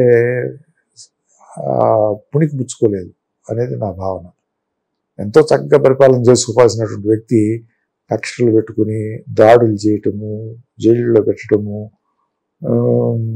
ఈ తర్వాత కరప్షన్ అంటారా, ఓకే మామూలుగా లేదు, లిక్కర్ కరప్షన్ కానివ్వండి, ఇలా మైన్స్ కరప్షన్ కానివ్వండి, దాన్ని ఒక పాలసీ లాగా తయారు చేసి పెట్టేశారు. ముఖ్యంగా ఈ లిక్కర్కి సంబంధించినటువంటి విషయంలో సెంట్రలైజ్ చేసేసి దాన్ని నాసిరకమైనటువంటి లిక్కర్ని జనాలకు పంపించి తర్వాత నేను సర్వే చేయించాను చాలా చోట్ల. మీకు ఈ లిక్కరు అయిన తర్వాత అంతకుముందు మరణాలకి తర్వాత మరణాలకి ఈ రాష్ట్రంలో దాదాపు ఒక 50-60 లక్షల దాకా సంవత్సరానికి మరణాలు పెరిగినాయి. Only because of the liquor. వేరే ఏదో జబ్బు ఉంటుంది, అతనికి జబ్బు ఉంటుంది, కానీ ఆ జబ్బు అగ్రివేట్ అయిపోయే దానికి ఏంటంటే ఈ చీప్ లిక్కర్ అనేటటువంటిది. మాకు తీసినట్టు మా డ్రైవర్ బ్రదర్ చనిపోయాడు, మా పిఏ కజిన్ చనిపోయాడు. ఏంట్రా అంటే 35-40 ఏళ్ళే కదా సార్ లిక్కర్ తాగి చచ్చిపోయాడు సార్. అలాంటి పాలన చేయకూడదు అనేటటువంటిది ఒకటి నాకు. ఎప్పటికైనా కూడా లిక్కరు అనేటటువంటిది, మంచి లిక్కరు అనేటటువంటిది ఇబ్బంది లేదు, కానీ మరీ స్పూరియస్ లిక్కరు పంపు చేసి వాళ్ళ ఆరోగ్యం చెడగొట్టి మేము పరిపాలన చేస్తున్నాము అని అంటే అది దారుణం. అందుకంటే ఇంకా వాళ్ళని శిక్షిస్తారు దేవుడు డెఫినెట్గా. సో చంద్రబాబు గారి నాయకత్వం గురించి ఒక్క మాటలో చెప్పమంటే ఏం చెప్తారు? ప్రెసెంట్ ఆంధ్రప్రదేశ్ ముఖ్యమంత్రి కాబట్టి. నేను చెప్తా ఉండేవాడిని, ఎక్కువ చెప్పడం ఒకటి అలవాటు, వీళ్ళకి చేసేది అంత ఉండదు. చేయాలని ఉత్సుకత ఉండవచ్చు, చేయాలనేటటువంటి ఉత్సుకత ఉండవచ్చు, కానీ జరిగేదానికి నువ్వు చెప్పేదానికి చాలా తేడా ఉంటుంది. మామూలుగా దాన్ని తగ్గించుకోవడానికి ప్రయత్నం చేస్తున్నాడేమో అని అనుకుంటున్నాను. ఇప్పుడు అది చేస్తే అల్టిమేట్గా your deeds only have to speak, not your lips. Your deeds has to speak అంటే నువ్వు నీ పనులు మాట్లాడాలి, దానికి ప్రయత్నం చేస్తే మంచిది అని చెప్పి నేను సిన్సియర్గా చెప్తాను. రేవంత్ రెడ్డి గారు తెలంగాణ ముఖ్యమంత్రి, అది యువకుడు, ఆవేశము, వ్యవహారము, వీళ్ళందరూ ఏంటంటే ఈ కొత్త జనరేషను నాకు అర్థం కానిది. ఎవరికైనా ఒకటే నేను చెప్పేది, వాళ్ళ చేతలు మాట్లాడాలి, పెదాలు కాదు, మాటలు కాదు. ఇప్పటికీ చెప్తుంటారు రెండు తెలుగు రాష్ట్రాల ప్రజలు, చాలా నాలెడ్జ్ ఉంది ఆయనకి, ఒక ఎన్సైక్లోపీడియా దగ్గుపాటి గారు, డేట్లతో సహా టైంతో సహా చెప్తారు అని చెప్తారు. కాబట్టి ఒక చిన్న ర్యాపిడ్ ఫైర్ సార్, మీరు ఫస్ట్ ఎమ్మెల్యే అయిన డేటు ఇయర్? నాకు గుర్తులేదు. నాకు అంత జ్ఞాపక శక్తి ఉంటుందని నేను అనుకోలేను. ఏంటంటే పుస్తకం రాసినప్పుడు మాత్రం ఆ డేట్స్ సహా లేకపోతే అవన్నీ కూడా కనుక్కుంటా వచ్చేసింది నాకు. అంటే అది డైజెస్ట్ అయ్యి నేను ఇన్వాల్వ్ అయినటువంటి పద్ధతిని బట్టి వచ్చేసింది. ఓకే. అంత తప్పితే నేను ఆ పుస్తకం రాసినప్పుడు 40 రోజులు రాశాను. 40 రోజులు కూడా మా ఊళ్ళో నేను రిటైర్ అయిపోవాలని చెప్పి 2009లో మా ఊరు వెళ్ళిపోయి ఉంటే ఎలక్షన్స్ ముందు నిలబడకూడదు ఆ రోజు. నేను పొద్దున్న 4-3 గంటలకు లేచేటప్పటికి ఇక రాయమని చెప్పి వచ్చేసింది. కూర్చుని భావోద్వేగమా? భాగవతం కాదు, తన్నుకుంటా వచ్చేసేది అంతేగా. 10 పేజీలు రాసి 20 పేజీలు రాసేసి పడుకునేవాడిని. అలా 40 రోజుల్లో మొత్తం 250 పేజీలు ఎంత అది అట్లా వచ్చేసింది అంతేగా. ఎవరిని అడగలేదు, లేకపోతే పేపర్లు చూడలేదు, లేకపోతే ఇంకో చోటకి పోలేదు. 40 రోజులు అక్కడే ఉన్నాను, బయట కూడా ఎక్కడికి పోయి తిరగలేదు. అలా వచ్చేసింది అంతేగా. డేట్స్ అన్ని అట్లా గుర్తున్నాయి. ఎమ్మెల్యే అయిన డేట్ గుర్తులేదు, ఫస్ట్ ఎమ్మెల్యే ఇయర్ గుర్తుంది, 83. నవంబర్. మ్యారేజ్ డేట్ ఎప్పుడు సార్? అవన్నీ అవి కూడా గుర్తుకోకపోతే ఇంకెందుకంటే మళ్ళీ. మేడం బర్త్డే డేట్ గుర్తుందా? మేడం బర్త్డే చాలా రోజులు గుర్తుకునేది కదా, తర్వాత గుర్తుంది. Ritesh birthday date? చేసి వాళ్ళది అంత సరిగ్గా గుర్తుంది నాకు. ఓకే, ఫిబ్రవరిలో ఉంటుంది. ఒకళ్ళు 8, ఒకళ్ళు 20. మా పాప బాబుది 2 ఫిబ్రవరి మాసమే. ఇయర్ అంటే గుర్తు ఉండదు. సో 79 కదా మీ మ్యారేజ్? 79. సార్ మామగారు కట్నం కింద ఏమి ఇచ్చారు? బాగోదు, అవి అమ్మాయిని ఇచ్చారు సార్ మాకు. కట్నంకి పూర్తిగా వ్యతిరేకత మీరు విన్నాను నేను. వ్యతిరేకత అని ఎట్లా అంటారండి? కట్నం ఇప్పుడు అమ్మాయి అబ్బాయి ఇవాళ 2 ఏమంటారు, జెండరు ఒకటే, ఈక్వేషన్ డిఫరెన్స్ ఉండకూడదు అంటారు కదా. ఆస్తిలో వాళ్ళకి ఉంటుంది, భాగం వీళ్ళకి ఉంటుంది. అయినప్పుడు వాళ్ళ ఆస్తి వాళ్ళకి ఉండాలి, వీళ్ళకి ఆస్తి ఉండాలి. అమ్మాయికి ఏమైనా తండ్రి దగ్గర నుంచి ఆస్తి వస్తే తీసుకోవాల్సిందే, తప్పే ఉంది. మేడం తీసుకుంటే మేడం తీసుకున్నా నేను తీసుకున్నా ఒకటే కదా, ఒకటే అవుతుంది అది. ఆ విధంగా అయితే మాత్రం రామారావు గారి దగ్గర ఏమి ఆశించలేదు మేము. చక్కని భార్యని పొందాము, దానికి సంతోషించాలి. అంతకు తప్పితే దీని గురించి కట్నాలు కానుకల గురించి చెప్పాల్సినటువంటి సమయం కాదు ఇది, ఆలోచించాల్సిన విషయం కాదు. మంచి అమ్మాయిని ఇచ్చానని చెప్పారు, చాలా అదొక్కటి చాలు, అంతకు మించి ఇప్పుడు ఇంత గౌరవం పొందుతా ఉన్నాం కదా మేము, ఇదంతా కూడా ఆయన పుణ్యమే కదా, వాళ్ళ పుణ్యమే కదా. అది నిజంగా సార్, ఇన్ని సంవత్సరాలైనా కానీ మీరు చెడగొట్టుకోలేదు, అది అంత సంతోషం. గ్రేట్. ఇన్ని సంవత్సరాలైనా కానీ ఆయన పుణ్యమే కదా అని మాట్లాడటం అనేది, నిజంగా సంబోధించడం అనేది చాలా గొప్ప విషయం.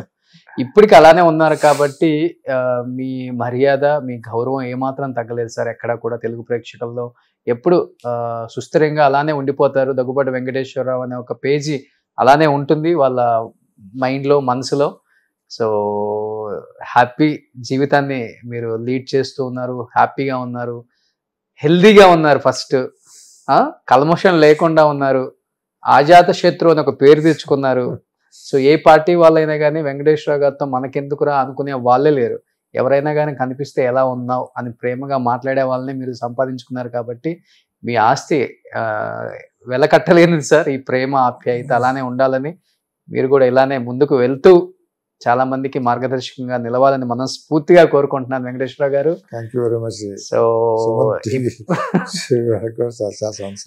సంతోషం మీరు వచ్చి ఈ రోజున ఇన్ని విషయాల్లో నా చేత ప్రజలకు చెప్పించడానికి అవకాశం వచ్చింది కాబట్టి సంతోషం. Thank you sir, thank you so much. Suman టీవీలో మీ పర్సనల్ అండ్ బిజినెస్ ప్రమోషన్స్ కోసం కింది నెంబర్కి కాంటాక్ట్ చేయండి.